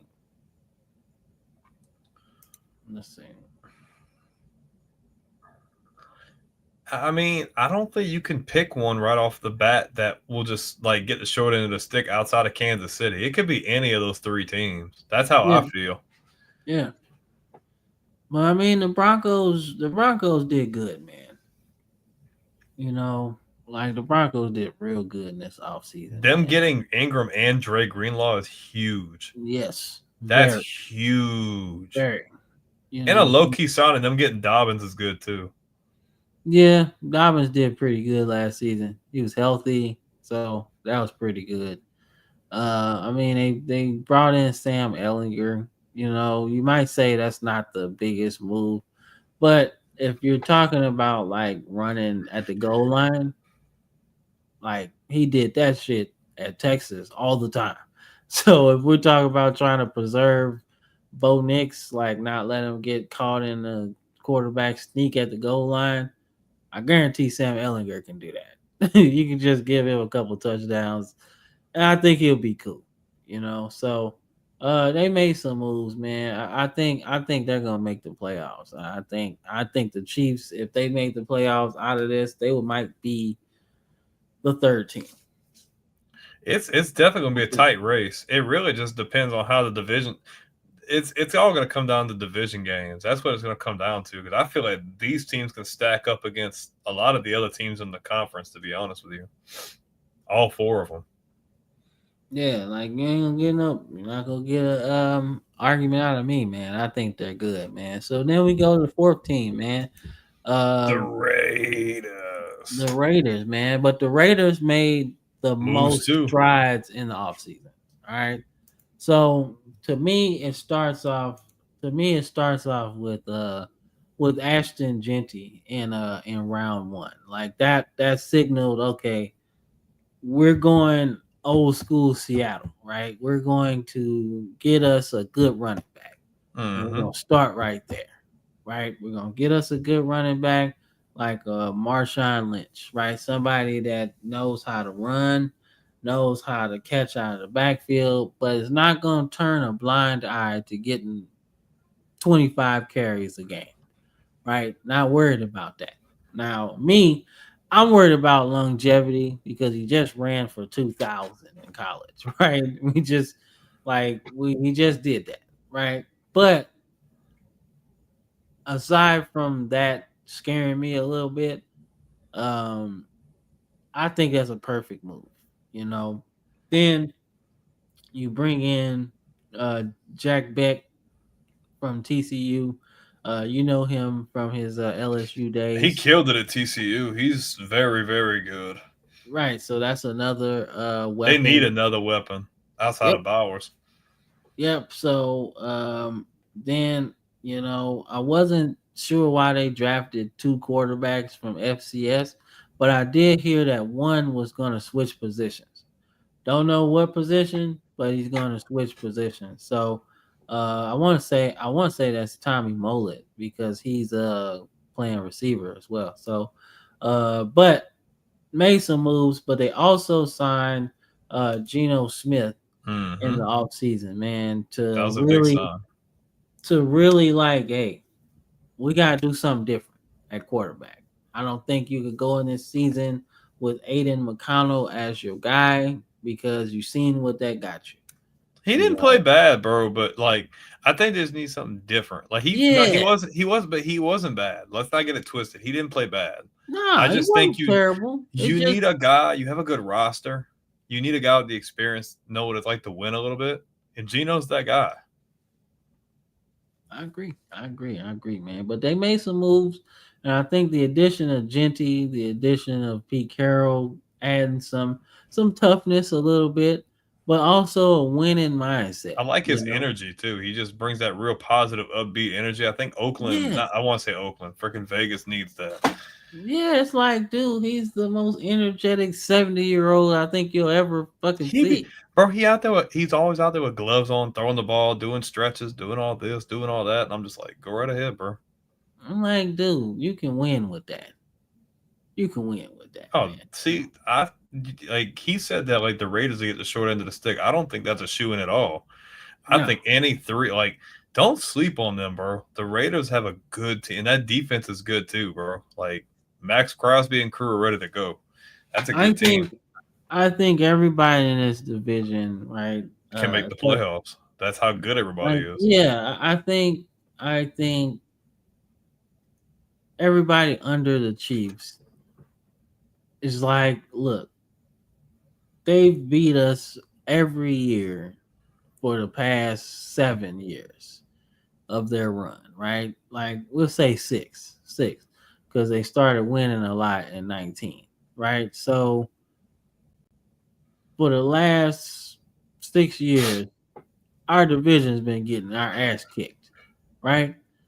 This is a time for us to hit back. I think everybody in this division is like, let's go and try to win this thing. You know, Dude, let's try to don't win. make it easy. Don't make it easy for them. Yeah, like they might beat us because they have an advantage at quarterback. But stacking our teams up, the whole depth chart, we got them. Like I think everybody's gonna try to recreate what the Eagles did in the Super Bowl. Get pressure on him, make Mahomes, try to get pressure with less. Yeah, like look, we gotta put more people in coverage to make it difficult. It's not like they have Tyreek Hill or they got Hunt or anything like that, right? You know they got Xavier Worthy. We can account for one of them, right? We just gotta get some pressure. So I feel like everybody in this division's got a shot, man. I do. To say they have the worst defense in the division, though, I think that's kind of a stretch, bro. Because the Chargers' defense underperformed last year too, bro. The Raiders are talented on defense, and the Chargers didn't bring everybody back. Worst quarterback. Geno Smith almost led the league in completion percentage. I mean, you can't say they have the worst quarterback. Nick's is only 1 year in. You can't say he's better than Geno Smith after 1 year. Geno's at least had some success. Yeah, Geno and the Chargers lost. And the Chargers lost 2 key playmakers on defense. Joey Bosa's gone and Asante Samuel's gone. Like, let's not get it twisted. The Raiders are still ultra talented on defense. I think you need to reevaluate that statement. Yeah, man. Nah, definitely not. Definitely not. So, yeah, let's get into this next division, man. Should be the AFC East, man. All right, so start with the Bills, man. The Bills do Bills things in the playoffs, and they lose to the Chiefs, right? So, you know how I feel about the Bills. Don't like them. Don't like the Bills. Don't like Buffalo. Don't like Josh Allen because he was not the true MVP last season. That was Lamar Jackson. Did you see his numbers? And they said he shouldn't have won it the year before, too. So I guess they should have just flip-flopped. Yeah, pretty much, bro. Like, Lamar Jackson should have 3 MVPs. Like, I get it, man. Like, I see the narrative on Josh Allen. It's like, bro, okay, we need another quarterback to, like, be the guy. Yeah, but last year wasn't the year to do that, though. Yeah, I was like, nah, bro. Lamar Jackson played too damn well, bro. And I felt like if you were in a conspiracy world, it was I feel bad, let's give it to him kind of thing. Yeah, if you're in a conspiracy world, that's how I felt. That's how I felt in the championship game or the divisional playoff game. I was like, I feel like they really want the Bills to win, and they want Josh Allen to win. And they want to set up this money game that I guess they think they make a lot of money off of Josh Allen versus Mahomes, but Mahomes is like beat him every time, you know? So I'm like, dude. I mean, all it takes is once, but it's like stop trying to feed this narrative, man. Just let them play football. Like, dude, sometimes the Super Bowl's not gonna make $1 billion, bro. I'm sorry. Every year is different, but I say, man, just let the best team win. That's what they play for, Like once you start like trying to feed a narrative and trying to make somebody into something that they're not, it just makes it watered down, in my opinion, man. But nonetheless, the Bills did win this division, but they had a pretty good draft. That's what I really wanted to talk about. I thought Hairston was kind of a surprise at 30. I thought you were probably going to go Luther Burden because you needed another receiver. But nonetheless, that does help them. I like TJ Sanders. I also like Landon Jackson. Like he is an athlete from Arkansas. I think he blew up the combine. So that's a pretty good one, man. Trying to think anybody else, man. That's pretty much it that I really, really looked at. But I did like Landon Jackson. That's like my favorite part of their offseason so far. They did bring in Joey Bosa, right? So we'll see what he has left. Hopefully he doesn't get 0 sacks like Von Miller did. If he But can stay healthy, yeah, that's the biggest thing. yeah. So, but I think the Bills probably win this division though. I don't think anybody else except the Dolphins have a shot. And there's no disrespect to your Patriots. I just think I it's a little mean, early. I don't think it's in question who wins the division. I think Buffalo is the clear cut favorite. I don't think Miami has a shot to win this division at all. I think Buffalo's just the best team top to bottom. And Buffalo's going to be right back where they were. I think the big difference is going to be like, what are we going to do when we get to the postseason? What are we going to do if we get to Mahomes again? Like, what is the game plan going to be? I like that they really went defense eccentric in the draft because at the end of the day, like that's all you have to do is just stop him. Because Josh Allen hasn't played bad in the playoffs, bro. Like he's done well. It's just, man, when he gets up against Mahomes, it's just that freaking invisible barrier just can't get through. So I think Buffalo wins this division. I don't think it's in question at all. I think they're going to be in the same kind of spot, 12, 13 wins. They're definitely still there. Yeah, I agree, man. But let's get into the team that finished second, man. Miami Dolphins, right? So their draft wasn't necessarily amazing, but they ended up with Ollie Gordon. I thought their second half of the draft was better than the first. I love them getting Quinn Ewers, just saying. I do too. That's a great move, especially in the 7th round as a steal. Yeah, I do too. I do want to see just how healthy Tua is, man. That's all, man. Because I think they could have won at least 12 games if Tua was healthy. Yeah, that's what I'm saying. That's why I'm not saying that the Bills have a runaway chance at this division. Because if Tua stays healthy, that's a whole different team. That team got a lot of talent.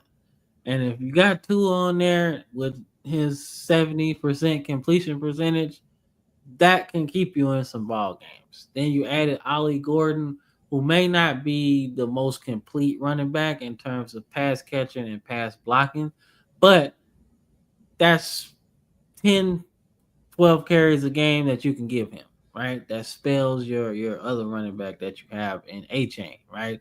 Who's also a game breaker, right? So you got a two-headed monster that can potentially help you salt away some wins. So you don't have to pass with Tua all the time, right? And then you end up with Quinn Ewers, right? Say Tua gets hurt. Knock on wood, we don't want that. But you also have a guy in Quinn Ewers that can throw the ball very far. He has a great deep ball. So no, I mean the defense is good, but I mean those aren't really great options at quarterback either. Yeah, So I mean, that's why I said that. I think they have really good talent on this team. You still got Jalen Waddle. You still got Tyreek Hill, even though he wants to leave.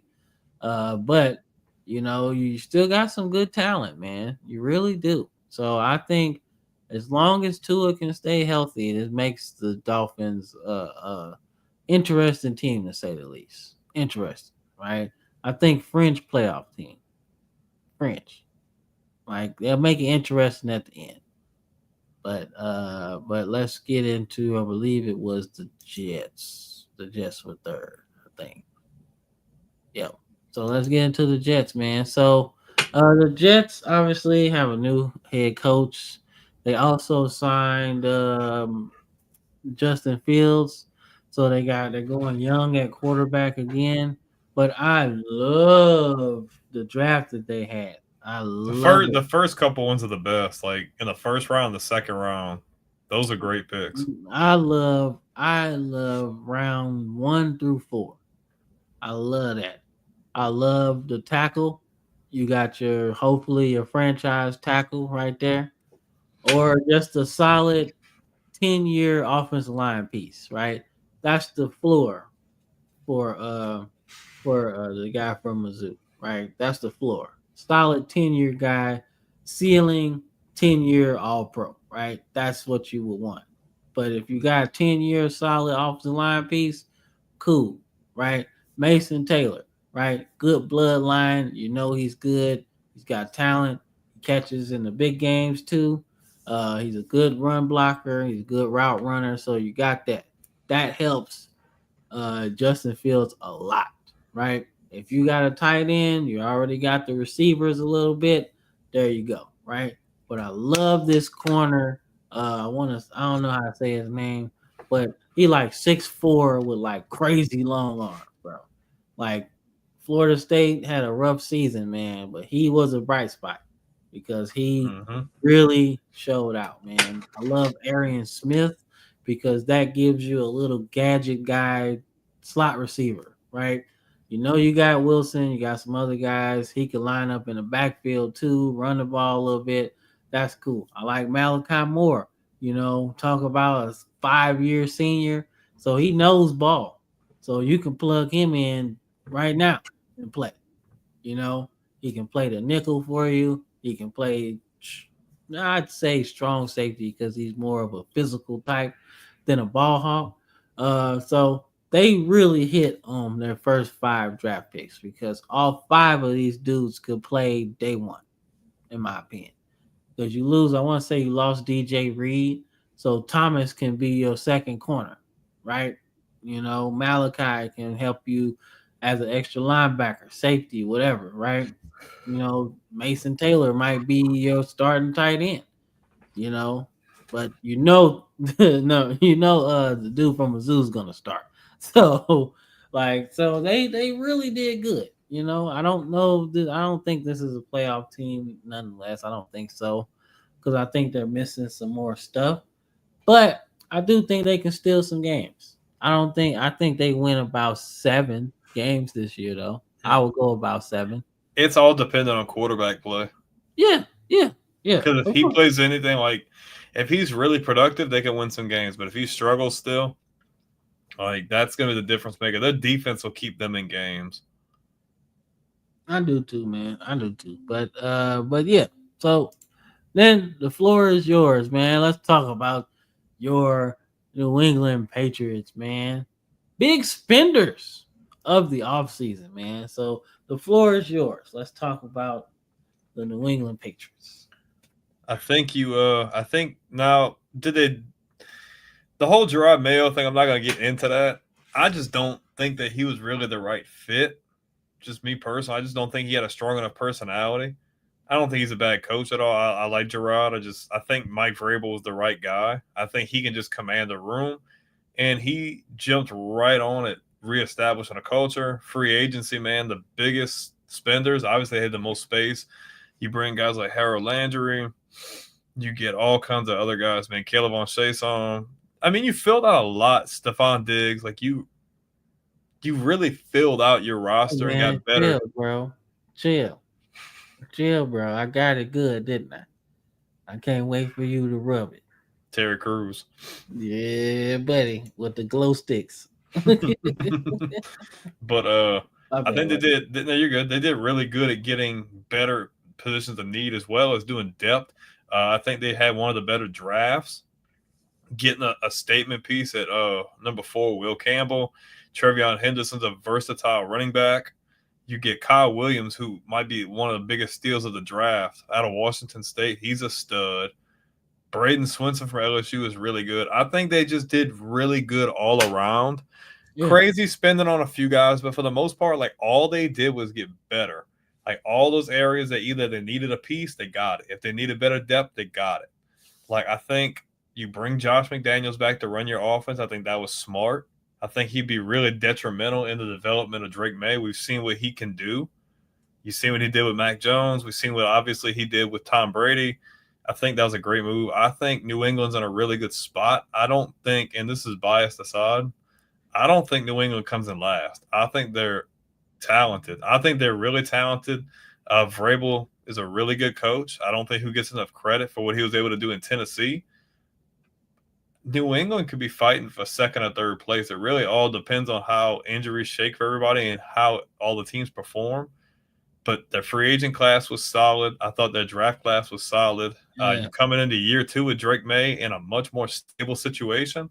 I think New England could find themselves anywhere between like 7, 8 wins, maybe 9 if everything goes really good. Like in year 1, if you're anywhere in that ballpark, that's a really good start. Yeah, man. Like I set it up like this because I wanted to see all of the moves that y'all kind of made, right? So I really think y'all hit slam dunk at the draft. Like I ain't seen a draft this good in a while, right? You got your franchise tackle, you got a backup running back, if not day one starter, depending on how you feel. I think he's gonna definitely get touches. You know, I do like a couple guys I don't really know that much about, but Brady Swinson, that's a steal, right? You know, I like the kicker from Miami. He was good, really accurate, right? Kobe Minor in the 7th round. That's pretty good. Even got a long snapper. You don't draft long snappers unless like they really good. So you got that position covered, right? Like who does that, right? So then in free agency, like I said, y'all was big spenders, right? You got Harold Landry, right? That's a top pass rusher right there.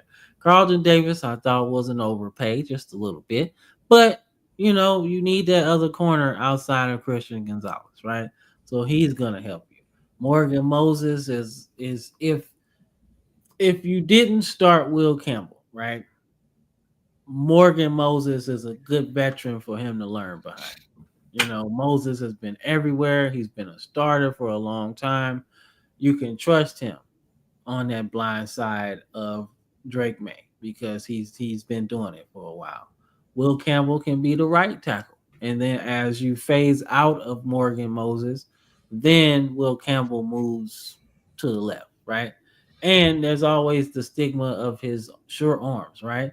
So he's talented enough to move inside if you need him to, right? So that's fine. You got that set up, right? I think the biggest move I was shocked by was Milton Williams 100 million. I wasn't expecting that. But if you're going to pay him 100 million, then you just got to slide Christian Barmore over a little bit. You know, like, yo, we're going to be 3-4 and you got 2 studs to really go after the quarterback, stop the run. I think that's huge. If he can play up to $100 million, guaranteed that's good. You know, because I like Christian Barmore anyway, being an Alabama fan. Like, he single-handedly almost won that title for us. He was absolutely unblockable.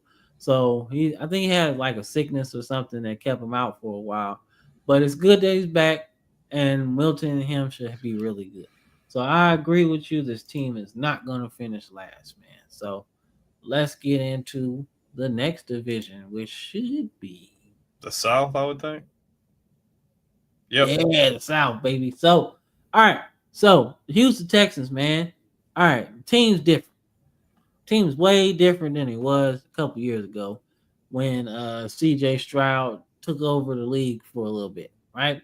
So, they make the playoffs. Still, good team. Good team. Made the playoffs. Won the division again, right? Remember when Houston Texans used to lose the division all the time, right? They used to finish last all the time.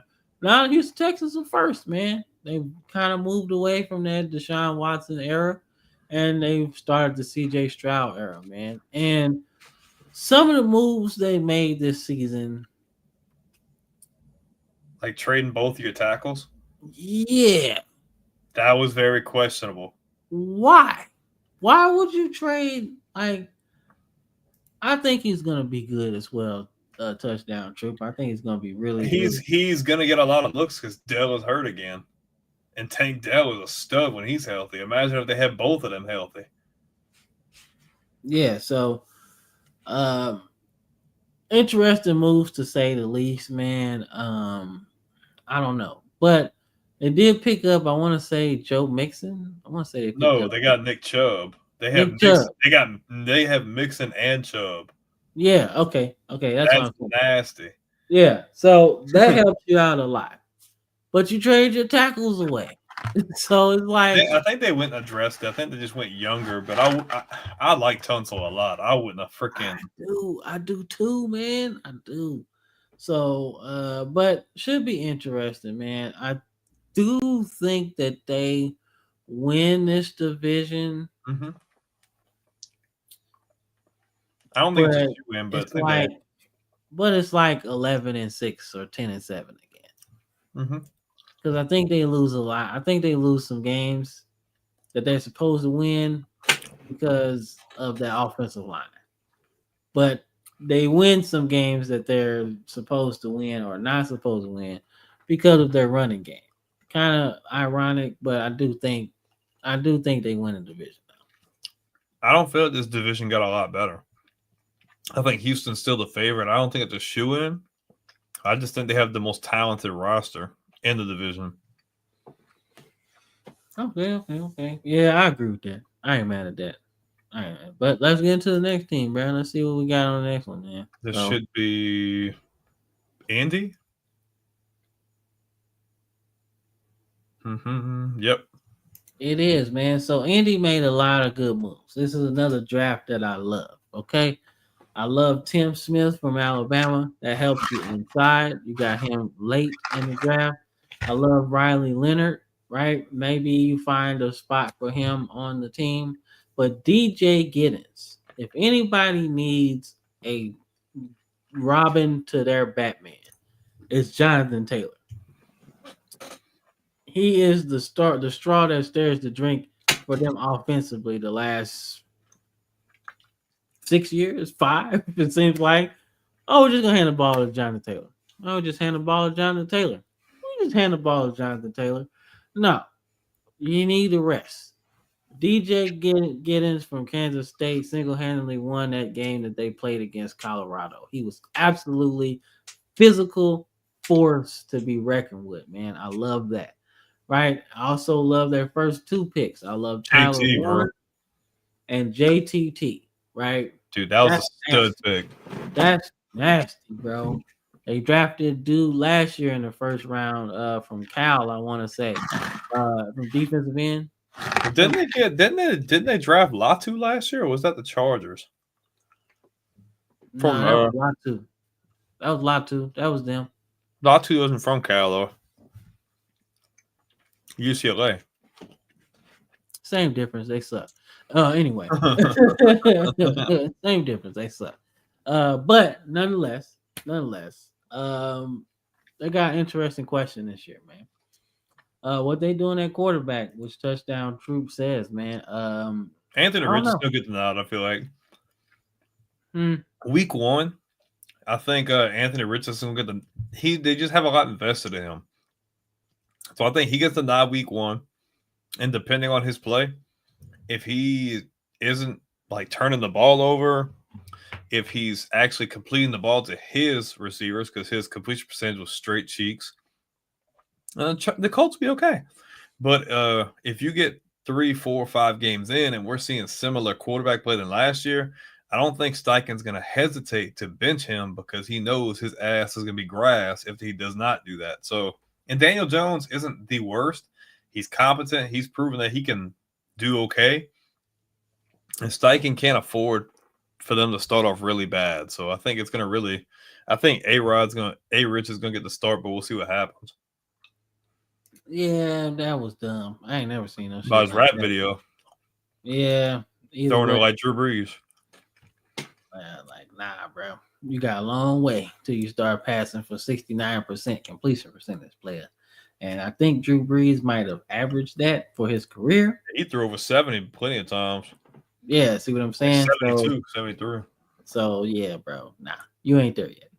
So, like, but jokes aside, if he can get to like 60,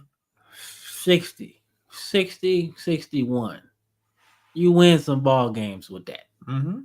You win some ball games. Especially if he can get things going with his legs. Yeah. So, I mean, we've seen in short sample size, like, there were times he didn't look that bad. Like, before he got hurt, I was like, oh, man, I kind of like the way his offense is rolling. And now you got another weapon in Warren. Like, Yeah, I agree. You ain't gonna get no dislike from me, man. Like he was an interesting pick anyway. You knew it was gonna be a project, so hopefully, the time that he misses in the preseason and training camp and all of that doesn't hurt him too much, man. Because I really want to see him reach his potential, because it's a lot. But let's see, let's go, Jags? to the Jags. Yes, sir. The second overall pick, which they traded up to get. Yeah. So Mm, yeah, nah, it'll be a lot worse than Justin, because Justin got picked up by the Steelers and he was good them first two games, and they just said, "Nah, we're just gonna roll with Russ." But mhm. those two games got him paid by the Jets. So let's just say that. So, but I don't know. But the Jacksonville Jaguars, man, obviously they made headlines with trading up with Cleveland to get Travis Hunter, the two position player. Uh and we'll see. We'll see how that goes, man. I like Ranshaw from Tulane. That's a good one. I'm trying to think, man. Cause some of these dudes I recognize. Like, I think that linebacker from Auburn was pretty good. yeah. Jack Kaiser of Notre Dame is pretty good as Mhm. well. So, like, yeah, they got some talent. Defense, they should be good. Obviously, they got a new coach on their team right now, so that's gonna be something to look at, right? That's gonna be something to check out. So I find that to be fun, because he's obviously gonna bring an offensive mind to the game, to the team, should I say? And hopefully they just let Trevor Lawrence sling it. Like, I mean, I feel like he's been kind of held down in terms of just throwing the ball. Um, we'll see, but I just want to see him, throw the ball 35 times a game. Let's see what happens, because I feel like he has so much potential that he hasn't even touched yet. If you just let him play like the 6'6", 6'7" quarterback he is, like, just let him throw that thing downfield. He can see. He ain't hurting. He tall. Let him sling it. Don't have him running no more. Like, no, he don't need to. He was running for his damn life because the offensive line was horrible. Yeah, they was bad. But let's not have him running draw plays, Have him back there 30, 40 times throwing that ball. Like, I feel like for them to win 5 games, more than they lost, more than they won the year before, I think that's how you got to do it. You got to protect him and you got to let him throw the ball a lot. And as far as like Travis Hunter's Travis needs to he needs to key in on defense because that footwork and that route running, he need to clean that up. That looks sloppy. He was looking man, real sloppy and I don't want to bring outside stuff looking in, but he got a lot going on, bro. I hope he does good, man. But he definitely has looked better in his reps on defense. Offensively, I feel he needs to clean up a little bit. I mean, I know it's only OTAs and minicamp, but you know what I mean. Those are things I'll yeah, look but at. even playing last year, like, I was just like, yo, all right, it's a cool vanity project. Yeah, but he wasn't even close to being the best receiver in the country, dude. Like they had like 3, 4, 5 guys that were like way better at receiver. Exactly. So Way better. that's my point on him. You know what I'm saying? BTG is a Brian stud. Thomas Jr. Oh, okay. Yeah, he most definitely is. He got 1,000 yards last year. So yeah, he most definitely is. So I think team wise, if I'm looking at every team from the AFC South, I think the Jaguars and the Texans have the better rosters, top to bottom. Yeah, I would probably say so. Top to bottom, right? Because we still got one. We got one more team to talk about. Yeah. But even them, I don't think that they have a roster like the Texans and Jaguars. Mm-mm. So I think this is a 2-horse race at the end of the day. But the last team of the AFC South that we're going to talk about is the Titans, and they're in full rebuild mode. Full rebuild mode. But they did all right, man. They did all right.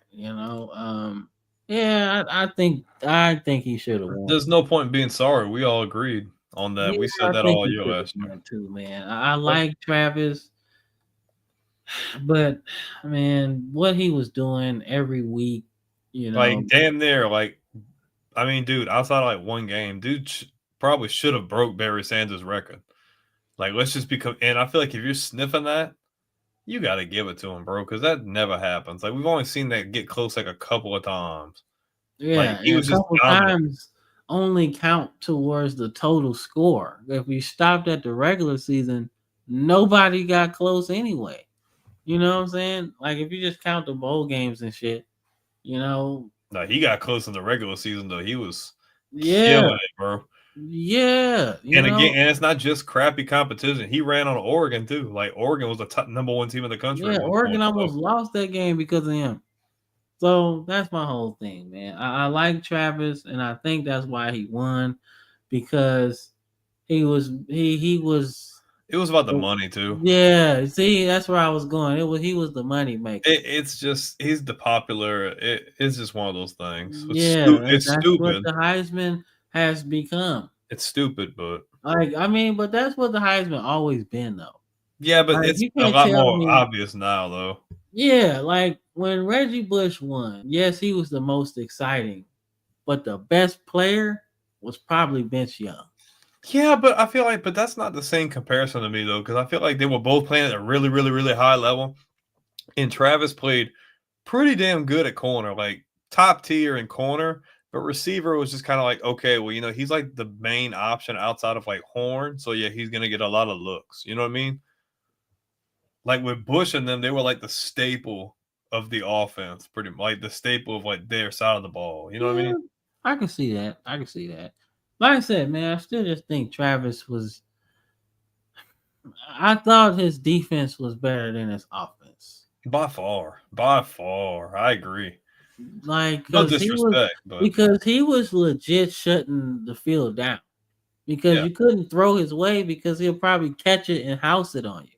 You know what I'm saying? So that's what I felt like, man. But nonetheless, man, the Titans got the first overall pick. Made things very anticlimactic because we knew what they was gonna do when they canceled Shador Sanders' workout. You're like, yeah, they found out what they liked in Cam Ward, man. So Cam Ward, we know the journey, 0-star, incarnate word, Washington State all the way. Could have came out the year before last, but bet on himself, and now he's the first overall pick and the new face of the Tennessee Titans franchise, man. I like what Troop said, man. They had a top defense last year, but a bad offense. I wouldn't say they had that great of weapons, but them getting his college receiver helps. Getting Restrepo was cool. Exactly. I agree, man. Why not have it? It's like Trevor Lawrence. Why not get ETN? You know what I'm saying? Like y'all work well together. So let's just do it. Right. So the draft to me wasn't like the best, but I feel like they got some weapons. I think they addressed the offensive line issues as well. Plus, they went offensive line in the first round last year. So yeah, yeah, man. Like I said, you Let's just talk know, about Travis. I mean, or well, I mean, yeah, but that's a part of his but greatness on defense, though, too. Like he yeah, can I pick mean, off the passes. but I just feel like he catches everything that comes his way. But if the route running and the footwork and all don't get better, like you're not going to be able to get open at the next level, bro. I Them think, guys I think he's going to end up settling to be defense. I think he's gonna be on defense like Trayvon Diggs. He's going to play really good defense, and they're going to let him play offense, but he's not going to be like every single play. Like I don't think it's going to turn into that. I think they're going to utilize him, but his strong suit's going to be playing corner, like you said, shutting people down like that. Yeah, but I really feel like he's gonna be like Trayvon Diggs, bro. Because although he's good at corner, he's not the best. Oh, he's not coming out of college like how we felt about Surtain and some of those guys. Like, oh man, like Yeah. it's immediately going to be that, Yeah. or like how the Jets took Sauce Gardner. Like, he's not that guy to me. Yeah, man. And I've seen some very questionable comments like, oh, I'm gonna dominate on both sides. I'm like, bro, you're gonna get a piece of humble pie, bro. You might want to pump the brakes, bro, because that's not smart, bro. They're gonna key in on you if you keep talking like that. Like, here's the thing, bro. Like, no, we can say that for the end. Because that's a whole rabbit hole. Who do you feel like comes in last in this division, though? I think the Texans. I mean, not the Texans. I think the Titans. My bad. Yeah. Okay. I was about to say, like, damn, that was a one out of left field. Yeah, like the Texans. Yeah, of course they finished last. I'm like, you just said they were gonna win, so what changed? Yeah, we'll get into Travis Hunter at the end. We'll call that just the closing argument thing. But the Titans, I think, finished last. But I do feel like they're not going to be picking first again. I still think top 10, but not first overall. Yeah, I agree. Belongs to the Browns, who we'll talk about in the next team, the next division. So, I got to talk about my Ravens, man. So, the floor is mine now. So, guess what, man? My Ravens had horrible playoffs, man, thanks to somebody who decided not to put on gloves in 20-degree weather. That's cool. Whatever, right? I kind of moved on, but I'm still mad, right? So, I think I got a right to be upset. So, here we go, man. So, my Ravens 12-5, man. Derrick Henry and Lamar Jackson are a wonderful duo. I love that. But I don't care what they do in the regular season anymore. I'm sorry. I just don't. Doesn't matter to me. I don't even know why I put this schedule on here. I don't care about it. I just want to make the playoffs. Make the playoffs and go from there. Yeah, we'll make the playoffs and we'll go from there. That's how my season feels, man. But as much as anger as I had coming into the offseason, I love the moves we made in the draft, man. I love the addition of Jair Alexander. That helps a whole lot because now Marlon Humphrey has another good running mate, kind of like he had with Marcus Peters, right? That defense, when they had those two, was immaculate to me. I love what we did in the draft specifically, man. This feels like the final page for us to turn from the Ozzie Newsome era. Believe me, Ozzie Newsome had some great drafts, bro. Great drafts all the time. Right, but this was, I want to say, Eric DeCosta's first good, complete draft. No misses, in my opinion. None. You got Malachi Starks first, plug and play right away. Mike Green, Marshall, right? He had some issues at Virginia, which made his draft stock fall a little bit. Whatever. He was cold at Marshall. That's a win, right? We needed help on offensive line. Emory Jones, really good player, right? Teddy Buchanan, another good linebacker, right? Maybe that running mate that we need for Roquan Smith. Maybe. I don't know. But we just need bodies, pieces to stay fresh, right? Carson Vincent might be a special teamer, right? Don't know. But you need those guys. You need bodies, right? I love Garrett Dillinger, another LSU guy. I liked him a lot. But the key thing is Tyler Luke. That's the most important person of the draft. Okay? Yes, everybody cracks jokes about our kicker. I just think he needed his third leg massaged a lot. Okay? That's what I thought it was, right? He needed both legs and the third one. Must have got his references from Deshaun. Yeah, probably. Right. And Robert Kraft. Robert Kraft as well, man. Don't know what it is about these NFL executives and players and coaches and these massage parlors, man. But guess what? It'd be stressful. You gotta stop. Okay. You gotta stop, man.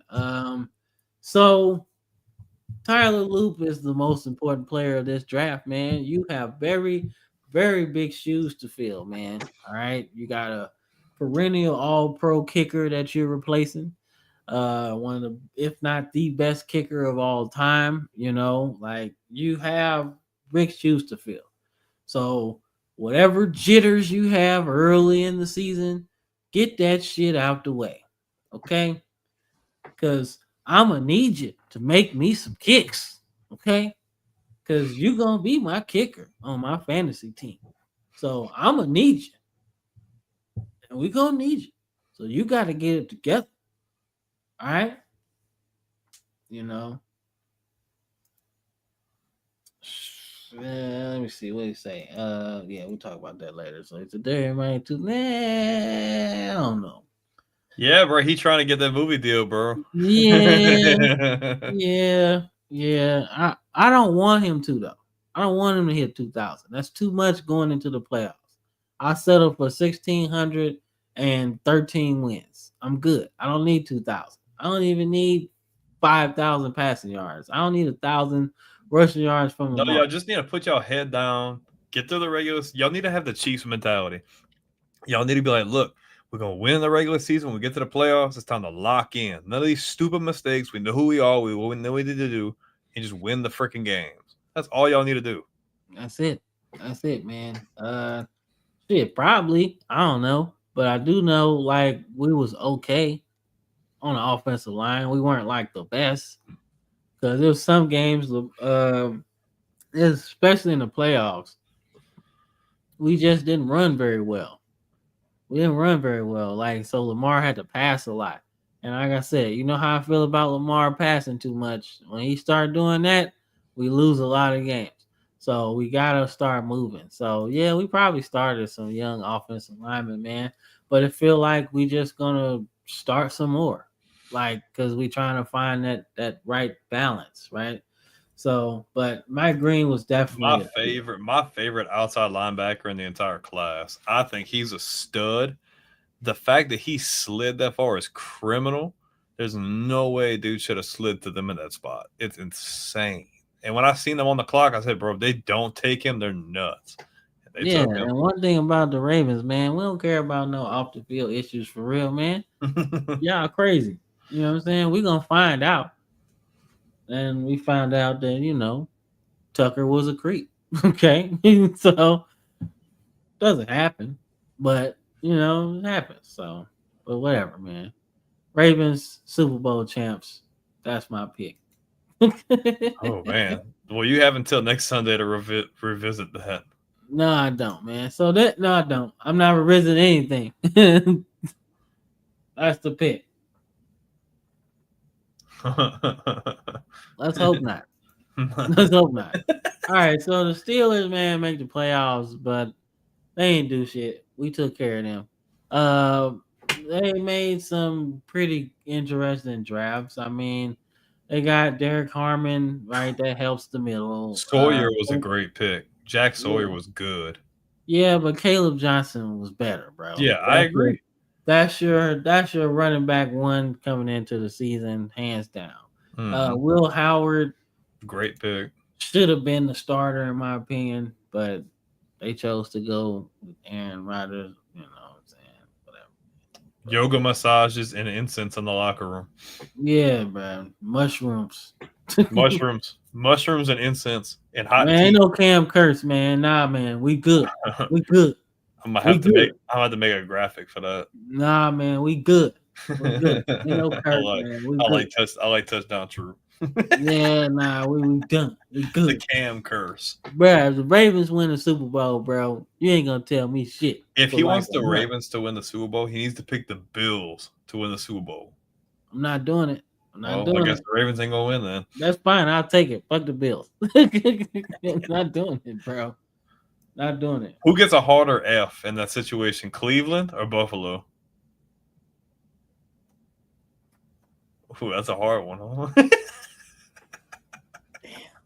Because I really hate Cleveland too, man. But I feel like I hate Cleveland more because, like, they just suck for no reason. Like, they're not supposed to be this bad. He don't hate them that bad, bro. He picked Deshaun Watson to win comeback player of the year. I got receipts. Like, he talking about Cleveland Browns are trash, so Bills. Yeah. Damn, man. Because I hate both teams almost equally. I guess it'd be the Browns over the Bills. Because like the Bills are like my dislike for the Bills is just tolerable hate. Like I really despise the Browns because they really had good teams and they just fucked it up. And then you had good players and y'all fucked it up. yeah, y'all had good players and y'all fucked it up, right? And then I had no good we coach. have to wear the distinction of being the original Browns. Like we have to wear that shit for the rest of our existence, right? That's why I don't like the Browns. That comment. We lose to the Browns. He's going back to if he loses to the Browns, he's going back to LA to the Rams. Nah, bro, I'm going with the St. Louis Battlehawks. AJ McCarron. What Jameis drive? Oh, Jameis Winston with the Browns, I think. Shit, did they beat us last year? I don't know. I ain't watched no Ravens games last year besides when Andrews decided to choke. Don't remind me. Anyway, let's all right. Hey, outside of that, at least in the poll, nobody picked Mark Andrews to be the best tight end in Ravens history. But they're stupid. They picked Shannon Sharp. You were supposed to pick freaking Todd Heap, bro. Like, what is wrong with y'all? Yeah, I thought you were supposed to pick Todd Heap too, man. Like, come on, man. Todd Heap had Chris Redmond throwing to him. Are you fucking serious? And he was still good. Are you fucking serious? Kyle Bowler? Are you fucking serious? He caught Steve McNair at the end. Are you fucking serious? Anthony Wright?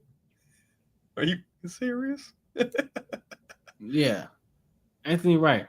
Oh man, bro, real ball now is they all young and stupid. It's like you freaking put Barry Sanders in a poll, and then you do tight ends for the Lions, and then Charlie Sanders is like the best tight end ever for the Lions, and people think he's Barry Sanders, and he still don't win. Hawkinson wins. Yeah, like y'all motherfuckers need to like pick up an encyclopedia or something. Oh man, and then you go greatest tight ends, and then you go greatest tight ends in the NFC South, and freaking Tony Gonzalez wins for the Falcons, but then he wins the entire NFC South. Like how? Jimmy Graham like balled the fuck out in New Orleans. Like what's going on? Like yeah, man. I mean, NFC South had a lot of them, man. They had Olsen. Olsen won for the Panthers. Yeah. I don't know how Kellen Winslow won for the Bucks. I have no idea. Freaking, I don't know how. Because he was actually good that season, bro.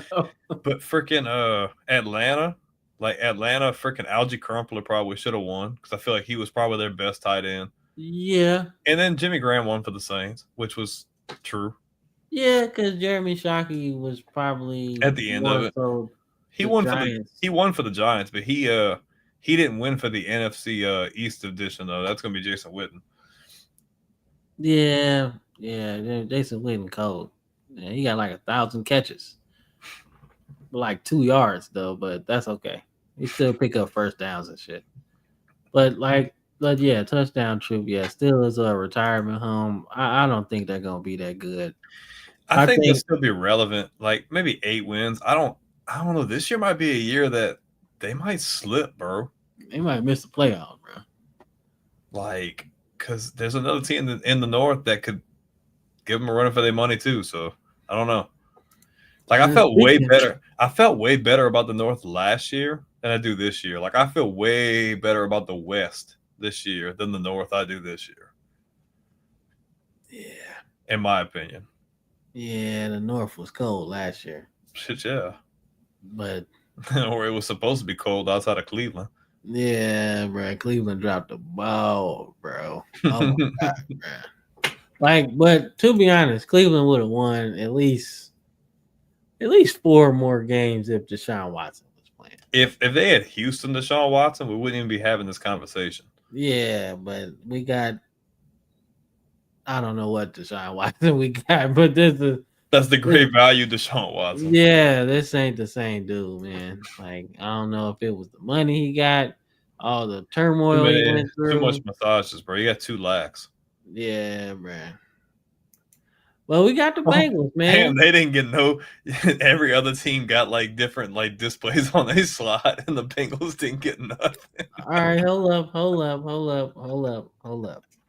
up. Now, I didn't add nothing on there because it's only one thing that matters, or a couple of things that matter. The health of Joe Burrow. They signed Jamar Chase to the biggest contract in receiving history. They also resigned T. Higgins, right? So offensively, they good. Defense is the problem, right?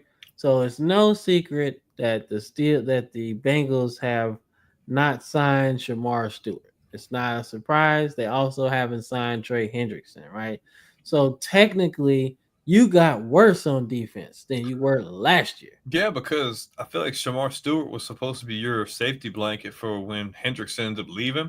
And now, because you don't adjust the language in his contract, now you might not have either one of them. So imagine people don't understand how good Trey Hendrickson is. Dude had like over 30 sacks the last 2 seasons. Dude is a freaking animal. Pay him. I don't give a shit. Pay him. He's that freaking good. Stop being freaking cheap. You paid your offensive guys. Be like Mickey Loomis and figure out how to freaking make the numbers work and get him back in there. Like, that's dumb. Man. And then you're stupid with Stewart. Dude, it's damn near training camp, bro. Like, we're halfway through July. Training camp's right there, bro. You need to fix whatever you need to fix. You're either going to find a way to get Hendricks on the field, and maybe you can find a way to renegotiate his contract in the regular season, or you need to get Stewart on the field, because if neither one of them guys play, y'all going to be way worse on defense. Way worse. Way worse on defense. Yeah, man. So that's really why I ain't asked shit, because I feel like they're going to be in the same boat. Bro. I think they can still win 8-9 games just because their offense is that good. I think they're still going to be competitive. Like, dude, even if they had a like a subpar defense, the Bengals are making the playoffs easily. They can outscore anybody, bro. They just could, bro. The game, I remember that game. It was it a Monday night? No, it was Thursday night. They played y'all. I remember I was at training on a freaking job. Burrow and Chase cooked y'all the entire freaking game. But freaking because the defense, y'all found a way to freaking pull it out. Was it at the end or in overtime? You remember that game? Yeah, both games last year. But that's a prime example. You had a guy who won the Triple Crown. You had a guy that had they made the playoffs, he would have won the MVP. All you need is a competent defense. If you can't bring Hendricks, if you can't get Hendricks on, honestly, if you can't get Hendricks on the field, you're freaking cooked. Because he's the difference maker. Yeah, he bro. is. That's what I'm thinking, man. I'm thinking 9-8 wins again, dog. And that sucks, man, because they lose. dude, and that's bad. That's like when New Orleans had Breeze and they were throwing like 2011 or 2012, like number one offense every year, but the defenses were so bad and they're only winning 7-8 games. That's literally the same song and dance that Cincinnati's in right now. Literally the same song and dance. Yeah. So dropping 35 a game can't win. Yep. But you give up 38. That's a loss. Got chalk that up. Yeah, so I mean, that's how I feel about the Bengals, man. Like, same boat. Yeah. Dude, hey, outside of him being an LSU guy, bro, that dude is tough as nails. He loves, like, he's just a very competitive guy. You know, he wants to win. And the fact that he got the taste to be in a Super Bowl and struggling, like, I know it's hard for him to go to the media and be like, man, like, oh, you know, this and that and that. And it's like, dude, I know you're pissed off, bro. Because I know you want a freaking shot to go back. That's hard, bro. Like, some people never make one. So for you to make one in year 2, like, now you're pretty much in the Dan Marino. Like, you have weapons on offense compared to Marino, but, like, you're kind of almost in the same freaking boat. Yeah, ultra talented, but can't show it at the biggest moment, you know? So that's kind of how I feel about the Bengals, man. Like, they're going to be in the same boat, but really excited. They might make the playoffs. You never know. Yeah, I think, like I said, I think they'll be in the same boat, which would get them, like, the last playoff spot. Yeah, because what did they didn't they expand it to 3 spots now, if I'm not mistaken, or something like that? I'm pretty sure they expanded the playoff format Oh, because shit. it used to Not be again. 2. It used to be 2 teams. Remember, you had 2 wild card spots. I could have swore they expanded it. Maybe I'm wrong. Yeah, it's like 7 teams now. That's crazy. Maybe I'm Yeah. wrong, but I know they were talking about it. Yeah, Maybe it's like call me 7 teams misinformed. now. It's like four division. Well, Yeah, 4 no. division winners. Yeah, 4 division winners and 3 wild card teams. I don't So know it's how it really, works. so it's only one uh first round You bye or said something like that. you say you doubt he spends his whole career there, but he's from Ohio. They're gonna do everything to lock him up, and they've kept his favorite weapons there, bro. He's there for the foreseeable future. See that Smooth? The scenario I see playing out is the same person that's on your profile picture. Oof. I think that's how it's gonna go. Yeah, he's from Cincinnati or he's from Ohio, and it's a beautiful marriage. It feels like, oh my God, he's gonna be our savior He should forever. just come to New Orleans. And that's hey, I think when his contract is up, he's gonna test free agency, and wherever he goes, that's where he's gonna win at. It really just depends on what happens with the team over the next couple of years. LeBron, Yes, sit your ass down. LeBron, freaking Fair, man. Kobe.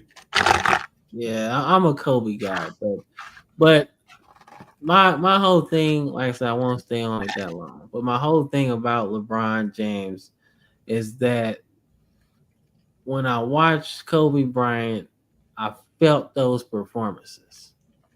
I felt it like I was there courtside, and I'm watching at home on my little ass television, right? But I felt those performances. Like when he dropped 82. Yeah. Well, no, 81. He should have 81. got 82, but he missed the free throw. But nonetheless, man, I just felt those performances, man. Now, when I was younger, I was mad disrespectful to LeBron James. Like, man, fuck LeBron James. He ain't shit. He ain't nothing, man. Fuck LeBron James, man. Kobe Bryant all day. He ain't Jordan. Take that shit off. You That's know, true. mad aggressive for no reason. No reason at all. As I've gotten, no, What aura? no, no. Bro, only reason he breaking all the records is because he's just playing that long. Yeah, like I never felt like that for LeBron James, bro. Never. The only time I feel like you felt that was in Miami. Miami, when he came back to Cleveland, I feel like that was it. When he went to Miami, that's when I started to like give him the respect he deserves. Not because he went to there and not because he went there and joined like D Wade and Chris Bosh. I not like that. But I had to give him his love and respect because he was really the best player on the fucking planet at that point. Nobody, not even Kobe, was better than him. Like after that Christmas Day game when they played the Lakers and he threw the ball off the backboard and caught it and almost hit his head on the rim, I said, yo, who the fuck fucking with that? Who's supposed to play defense on that shit? Nobody. No fucking body. Okay? I don't care who you was. You wasn't stopping that LeBron James. And then he went to back to Cleveland and just decided to be like God mode. Yeah, like yo, you're not stopping me. Who's stopping me? So yeah. So there you go. So that's my take on LeBron. So if we ever did a basketball show, that's how I was explaining that shit about LeBron James. So that's my love and hate relationship with LeBron James. Because he did bring me a championship, even though it counts in the bubble. It still counts. Damn, y'all noticed that freaking Cam got 2 bubble titles. It was a good year for me. Well, 2 COVID titles. It was a good year for me.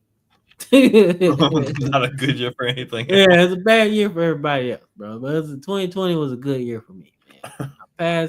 I passed basic training in 2020. Became an official Army. Damn, I felt like it was before that. Really? Nah, it was 2020. Oh, that must have sucked, bro. That must have sucked going through basic and all that freaking COVID. Okay. That's my mom. No, Sam. You need somebody to do what with the dog? Well, where is she? Okay, we almost done. I'm gonna be out there. I'm on serenity duty, so we gotta watch the dog. And Honeydew's chilling. Man, Honeydew sleep with her tongue out. Probably done ate all the food because that's how she is. But nonetheless, man, let's get into the last team. It should be quick. It's Cam's team. Technically, yeah, because we are the Browns, right? Bro, their first four picks knocked out the park, bro. Mason Graham's a stud. I thought Schlesinger was good. Judkins is great, although there are some developments that aren't looking too hot for Mr. Judkins. Yeah. And then Harold Fannin was a stud at Bowling Green. Bro, will he lead the country in like receiving yards or something? Bro, he was a baller, bro. Yeah, I'm like, yo. And then they just decided to go off the rails. We're going to take Dylan Gabriel in round 3. Okay. Then round 4, let's take another running back. Okay, round 5, let's take another quarterback. I like that. I like. Yeah, I'm okay with Sampson and Judkins. I'm not okay with the quarterback. Then that's retarded. Quarterback, that's just stupid. Like Mason Graham was stupid, bro. No, I actually like Mason Graham. I think that was a good pick. Another disruptor on the line with Myles Garrett. Hey, bro, chill, dog. My dog is in pain. It's not the same thing. Oh, they really can't. It's connected. It's the Twilight Zone. No, it's not the Twilight Zone, man. Yes. It's the massage parlor, man. It's something to do with Cleveland and Baltimore. See, that's moved and broke the news. That's what I'm talking about. Check you out, Sherlock Holmes. Man, nah, it's not connected, man. It's connected. We ain't them no more, man. We not them no more. Y'all always connected. No, we not them no more, man. We knew. I think actually, to be for real, this is like the 30th year of the Ravens. I think 95, huh? Yeah, I think this is 30th season. I really think so. I think I seen that on the emblem. I think this is the 30th year that they've been in Baltimore. So that's pretty cool. But still, fuck the Browns, bro. But I can't say that because we are the Browns. Like, who are these dudes? Who are these guys? And their free agent class was kind of trash. Yeah, that free agent class. Like Jerome Baker is like kind of hit or miss. I mess with Joe Flacco though. Hit or miss. Malik Collins is okay. Joe Flacco might end up being a starter. Deontay Johnson. Bro, he didn't even play. Like, he didn't even play for us. He declined to play in that other game he was in. He's like, nope, I'm good. I was like, dude, are you fucking serious? Like, you could have been a big piece of the damn team. You're 1,000-yard receiver, bro. All you gotta do is fucking play. And you want to sit here and not play? I was like, you know what? That's right. Go on to Cleveland, bro. That's the last spot you need to be in. Little brother. Know? Yeah, go on to Cleveland and just disappear. Because he had me fucked up. I was like, yo, are you serious? We just traded for this dude and he ain't play. I was like, yo, all right, bro. All right. Y'all should have just kept Hollywood Brown fall up. Yeah, man, but shit, man. Hollywood Brown did good, but bro, he did just as bad, man. That's what I'm saying. At least you got at least you have some kind of production out man, but his bad was just as good as his good, man. like it's the same. He get like 0. It comes out to a net 0 for him, bro. Like, cause he would do something crazy, catch the ball, pew, down the field. But then you throw this lob pass where it's just right here, drop it in the end zone. Must have rubbed off on Andrews. Had to, man, because that shit was diabolical. I couldn't believe it. I was like, you But the thing that got me about it was like when you go back and you look at the still shots, like, dog, what were you doing? Like your hands aren't even like in the right place. Like, what are we doing, bro? like, bro, you could have caught that with your body, bro, and just sat down in the end zone. That's it. That's all you really had to do. Like, dude, I didn't play receiver much, but I could make the body catch. Sometimes you have to do that. I was in positions where like there were just sometimes if I was going across the middle, or depending on like what part of the field we were in, like you had to protect yourself or like make the best possible chance to bring the ball in. Sometimes that is letting it smack you in the chest and just getting it. Like it's just what it is. Just falling down, right? Or catching it and then just falling forward. Yeah, it just depends. And sometimes your body just knows, like you just know where based on where you at, like what to do. And like when I watched that, I'm like, bro, what the fuck are you doing? Because that would have won y'all the game, correct? Nah, I would have tied it overtime.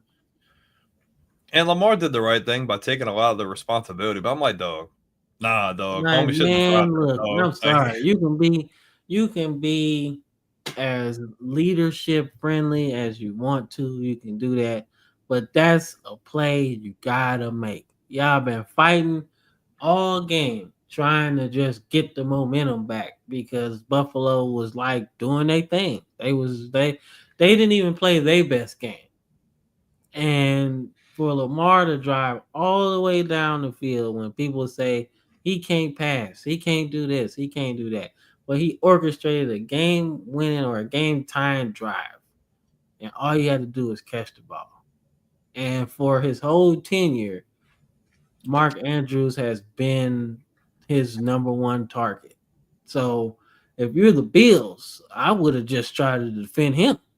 Like, and then let us like try to throw to somebody else. They let him catch the ball. And he that's ballsy though. That's ballsy, and it worked out in their favor. Yeah, man. Like, bro. So, like, man. But you know what? The Browns will probably be last in this division once again. So that's pretty much all I got. I think. Do we agree on everybody who wins their divisions? I think. Like, I think we can all agree that Baltimore probably wins the North. Yeah. I can't bet against the Chiefs in the West. They just own the West. No. The East has got to be Buffalo, and I'd say the South has got to be Houston. Yeah, but I think the closest races is the AFC South and the AFC AFC South and the AFC West. Yeah, I think the West is the most competitive. Yeah, and then the who do South. We think? Who do we think is the worst team in the AFC? Do we think it's Cleveland or Tennessee? I think. I think it's Cleveland. And Cleveland didn't do bad in the draft either. Yeah. But their number one position is like ass right now, bro. Like, you don't know who the quarterback's gonna be, right? You want to believe in Joe Flacco because, quite frankly, Joe Flacco is still a viable option at quarterback, right? They paid Kenny Pickett too. And they got Kenny Pickett, bro. Like, yo, what the fuck is this? That was such a Cleveland thing to do, bro. Like it just blew me away, but didn't surprise me. Like, what are we doing? And then you draft two quarterbacks. Like what is this situation? Like, I thought the Giants were crazy for doing Russ, Jameis, DeVito, and Dart, but what Cleveland did took the cake, bro. You bring Flacco back, so that was cool. You pay Pickett, which I thought was like okay, but then you draft two quarterbacks. I'm like, what the fuck are we doing, bro? Why y'all just didn't call Ozzie Newsome up and let him draft for y'all? Because like this ain't it, bro. He still got it, bro, for real. But boy, man, like, but I think the Browns are the worst team. I think they picking first next year. That's how bad they're gonna be. I don't know if they're picking first, but I think they're definitely in that conversation because I think there are a couple teams in the NFC that could maybe take that. I think the top three teams in the draft next year is probably gonna be the Saints, Barely. I think they would be 3 more so than 1. And then I think Cleveland? the Titans might be in that range again, even though they got a good quarterback. I don't think they added enough pieces. So I think they could be in that 3, and I think the Browns will be in that top 3. I think that's probably your top 3. I will say though, I know we're about to get off, but like everybody keeps saying like arch this, arch that. Like I think the top 5 is gonna look a lot different, like player wise, than what everybody's been talking. I think it's gonna look a lot different than what everybody's been talking about. I think whoever finishes first out of the teams that I said probably goes quarterback. If But I anybody think- if anybody goes QB out of those 3, it would be New Orleans or Cleveland though. Yeah, but I think if the Titans were to go and get the number 1 pick again, they're going after Caden Proctor. That's big. That's big. Because that's your franchise left tackle. That's your Bruce Matthews, bro. That's your guy. That's your Tony Baselli, your Orlando Pace, Jonathan Ogden. That's your dude. So that's the dude you build around. That's Joe Thomas for you. Like that's the dude. He was so loyal to them, man. He was so loyal to Cleveland. They jacked him up. That's the dude, man. Yeah, man. Like, bro, that's big for the Titans, bro. That's like if they lose, if they were to like go and get the first overall pick again, I do think that they would probably be a fringe playoff team drafting Caden Proctor, right? I would go that far because that completes your whole offensive line. Ooh. You know, it does. It does, in my opinion. Crazy. You got that thing. Crazy topic. Say who's better in their prime, Jason Taylor or Julius Peppers?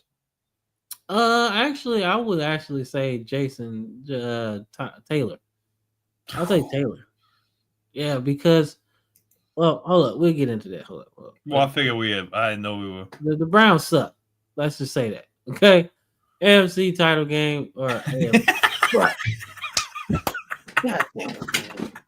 God damn it. Oh man, dude, God been checked out. Bro has been checked out since the NFC video. Yeah, damn, bro. Yeah, man. Like, to be honest, making this was kind of hard, bro, because I was like procrastinating so bad. I was done. Okay, AFC title game, AFC title game, NFC title game, bro. AFC Championship. Oh, wrong one. My bad. AFC Championship game, man. You got to put Kansas City in there. I feel like you just can't. You have to. Bro, we did this last year. We tried to bet against them. We did this too. We did it 2 years in a row. I'm gonna put the Chiefs in, and if I have to bet, my bad. I'm gonna be honest with you. I think Baltimore. I think Baltimore makes the AFC Championship game. All right. And then Well, I want to see who you got in there first. All right. So for me, the AFC title, man, is the Ravens and the Bills, bro. Oh, you think the Chiefs don't make it this year? No, I don't think so. I don't think they got enough. You know what? I'm gonna agree with you. I think Screw it. This will be the 3rd year. Screw it. I'm gonna bet against them. Yeah, I think the Ravens I'll and agree. the Bills make it, and it's gonna be a classic that the Ravens win and Lamar gets to the Super Bowl. I don't know if they win. It depends on who they play, obviously. But I take the Ravens to make the Super Bowl out of the AFC, and I'm pretty confident in that because they made a lot of good moves, man. A lot of good moves, and not just moves, but moves that can affect you every week. Well, right? You got guys that can be immediate playmakers, like a guy Mike Green, immediate. You got Emory Jones could get immediate playing time. Like you got some, and I like Malachi Starks. So I'll be you convinced me. You convinced me to pick otherwise. I'm gonna pick the same. I like Buffalo. I do, but I just don't feel like they made enough key additions to make me think, okay, well, if they get past Kansas City, I just don't know if they have enough. So I'm agree with you. I'll take Baltimore, take the AFC. Yeah, I got. I didn't do it last year, but I just think they have a really good roster, and all they did was get really better. So as long as they correct on the issues they had last year, they're my favorite. So I'll go Baltimore out of the AFC. Who did you pick out of the NFC, by the way, or did you pick? I picked the Eagles, and I forgot. You picked Detroit? Yeah, I think the Eagles and Lions. I think that's what Who you had winning the NFC? I think the Eagles. I picked the Eagles because I wanted that bird Super Bowl. I wanted Eagles versus Ravens. I'll mix it up. I'll pick both of those teams. I think Detroit stays healthy. I don't think they have that injury bug like they did last year. I know they're replacing coordinators. I'll go Detroit. Detroit, Baltimore. I think that'd be an awesome Super Bowl. Yeah. Because I feel like last season you kind of knew Ben Johnson and Aaron Glenn were going to leave. But I feel like, and I think this year is more so Dan Campbell's vision and voice. Like I feel like they're going to be way tougher than they were last season. They got a lot to prove, man. Yeah. If they're healthy, they have the best roster, top to bottom. I feel like if they're healthy, like offensively and defensively, if Hutchinson's healthy, that's a major ploy for them. And they did good in the draft. I know I wasn't here for the NFC, but like I'd say Detroit and Baltimore. I won't pick the winner yet because I'll wait for next week. But yeah. But yeah, touchdown troop said Jason Taylor for that thing. But I'm gonna do that. You gotta send me that one for next week so I can put it at the beginning. Since it's just like next week is the playoffs and like awards and the Super Bowl winner. Yeah. That's it. And then after that, I think college football is only going to be like 2 weeks away at that point. So we can get back to normal because week 0 will be coming up. And then preseason is going to be starting here at the end of July. So we're about to be right back in the swing of things. Yep. Back to normal.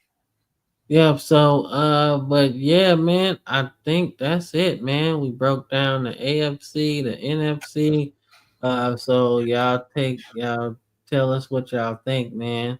But see, that Smooth says, can we agree on who loses these divisions? Yeah, we can agree who comes in last if you want. I mean, Cleveland comes in last in the North. Yeah, Browns, I think they finished last in the North. I think the AFC East, I'm going to say the Jets.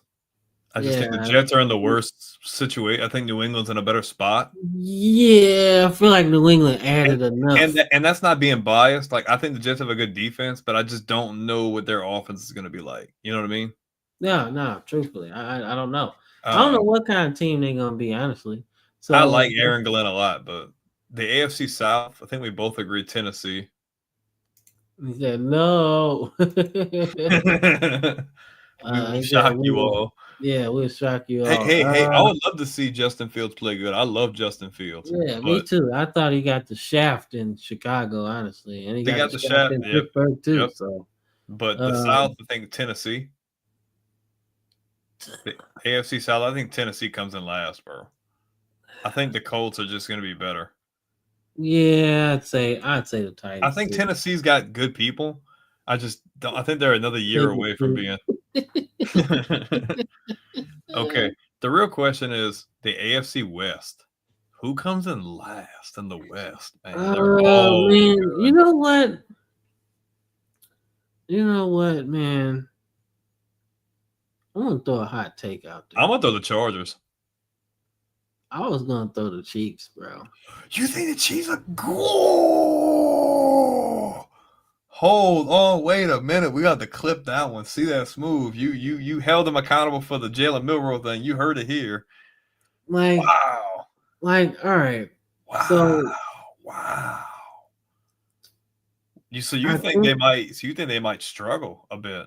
I think they might. I think they might struggle, man. Only because they got so many players that are about to leave. So I want to know where everybody's head is at. I like that comment though. I mean that's kind of a true statement. Yeah, I mean, I do too. I think that's a big thing. But hashtag Hey, Cam bro. curse. Hashtag Hey, Cam bro. curse. Hey, bro, I don't know. Hashtag Man. Cam I curse, don't guys. know. Drop Like, Cam curse in the chat. realistically, Cam curse in the chat. like, realistically though, like, losing in a Super Bowl like that is rough. Hashtag Cam curse in the chat. Spam it. Yeah. Spam it. Like, all right. But I see where you're coming from, though. I want to hear. I want to hear your spill. Here's my thing, man. Like, if you're in the AFC West right now, which is why I wouldn't put money on them finishing last, but this is just how I think as like a football person and football analyst or whatever, right? Keep spam it, guys. Spam it. So, like, like everybody, like I said, everybody is should be thinking, all right, the Chiefs has been unbeatable. And everybody in that division made moves to get better. Yep. And if you was gonna get them, this would be the year to get them. Yeah. Now getting them in division still might not put them last. Because even if you lose a bunch of divisional games, that's only 6. If they win everything else, they still could finish first. You're banking on that the team hasn't gotten any better, and you're banking on that the team regresses a bit. Like you have to imagine that some form of hangover hits them, or they just can't get off on the right foot, and these other teams like in the division really catch them off guard. I don't think people understand that, like, what Philadelphia did. We've said it. We both said it. Teams are going to try to replicate that. Regardless of how it looks, they know now that, like, dude, if we shake him up a little bit, like when you shake a freaking bottle of Coke up and it freaking explodes, like, you can do it. It's not impossible.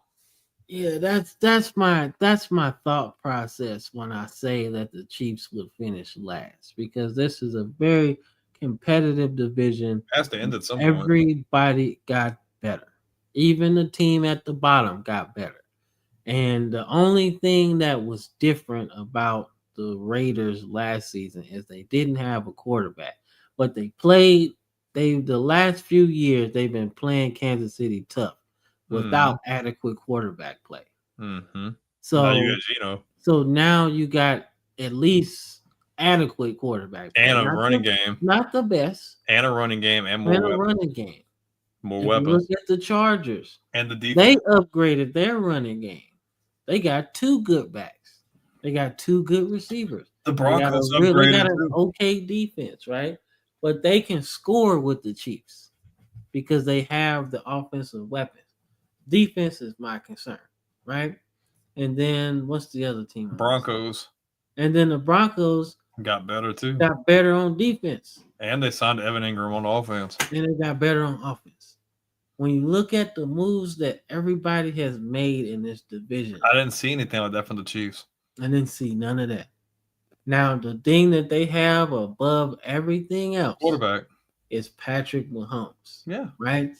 But when you bring in all of them other factors in division, right, you start to look at that Super Bowl and say that Mahomes cannot do it by himself. Somebody, you just need someone to knock him off 1 year before the Super Bowl again. And that will instill confidence in every other team that says, okay, you know what? It's not impossible. Yes, man. Let's see. Oof. That's crazy. Well, I'm a Lakers fan, right? I'm not mad at that. I'm a Lakers fan. But Michigan, I can't do that. I'm an SEC dude. Finishes with a better record.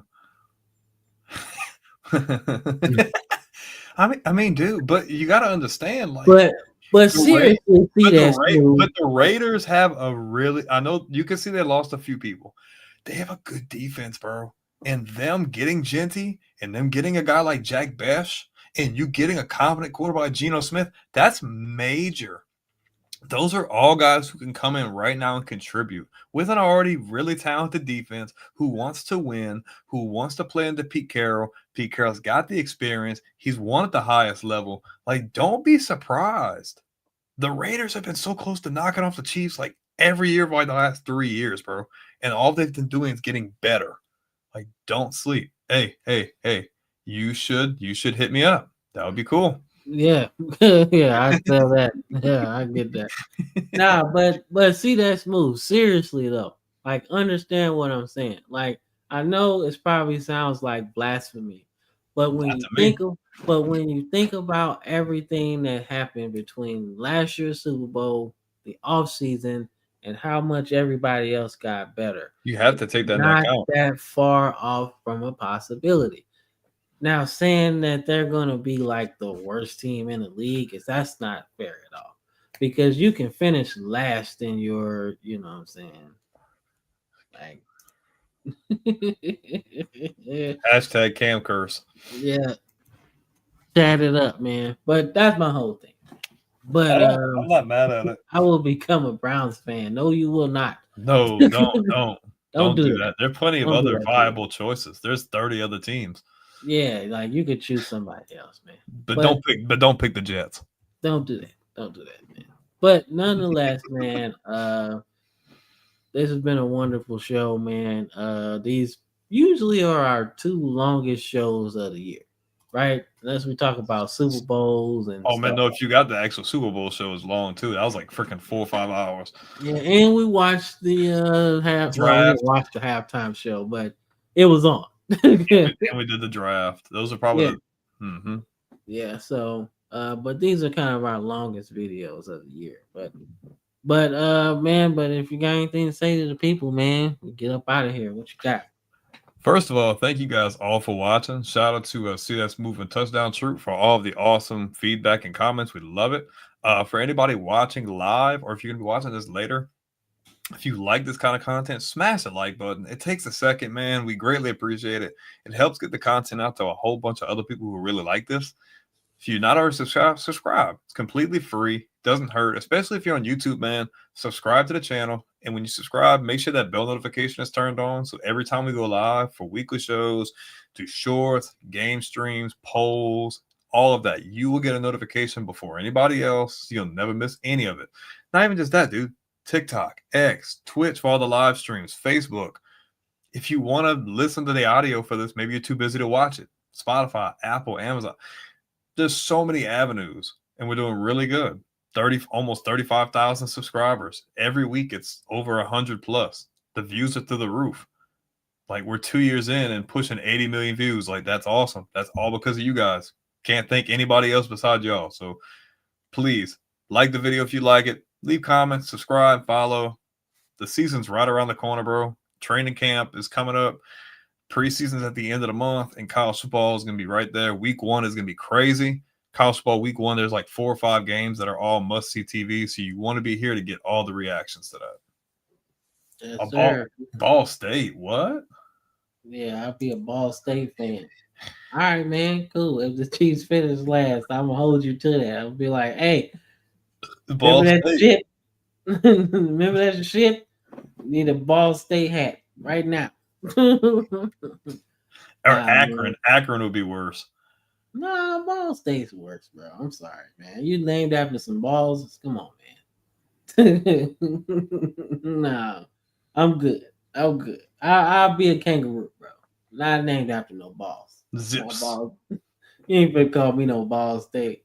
The Cardinals. We're not going 30-day fast. See, that's what I'm not doing that. I can't do it. I'm not doing that. I like so a 30-day fast from being a Jets fan? Like, would you be a Giants fan? No. Would you be a Dolphins fan? That's worse. Ooh, wait, who do you hate worse in the division? Like, who's your arch nemesis in the division? Shit, probably I think it's a Dolphin, bro. I will say though, I don't hate the teams in the division, but I hate Miami at times because every time we go play over there, it's always some BS. It never Yeah. goes the way it Y'all should. struggle in Miami. And that's even when Brady was there. We'd have a good team. We go to Miami, and then like Kenyon Drake or something runs for like 200 yards or some crazy shit like that. It's like, well, time to go home. Yeah, Ronnie Brown releases the Wildcat. I don't even want to talk about that. That was bad. But all right, y'all, man. We'll hold y'all on here for anything. Your team, Brandon. Tom Brady ruined my team. Nah, bro, that was hey, I'll be honest. I'll give y'all props. Y'all made it to the AFC Championship game 2 years in a row, but we just had to put y'all out. But your team has had a lot more problems than Tom Brady over the last 50 years. Let's just be honest. Yeah, but nonetheless, man, let's give a shout out, man, to my wife, Andrew, Wendy, and Mr. Duff, man, my old school grade school teacher, man. Shout out Wendy, see that smooth, Tiana D, touchdown troop, man. We love y'all, man. Appreciate all of y'all for supporting our show. But I would pay to see that.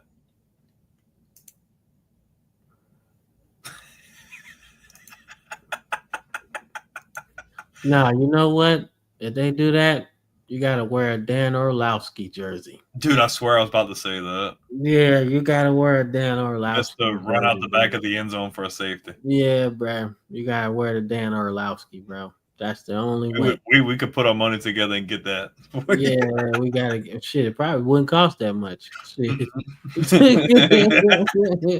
Shit, we probably wouldn't even have to do that. You could probably get like the elite jersey for like $20. Yeah, bro. You know what? I get the sprayed on one. Just do that, bro. Straight practice jersey style. So, but all right, bro. We up out of here, man. We'll catch y'all on the next one, man. I didn't do that. It's all my fault. But nah, man, we'll catch y'all next Sunday, man. Got some streaming to do for the rest of the week, so you know how it is. But catch us next week, Sunday, and our streams throughout the week. And we will catch y'all on the next one. Peace. Peace.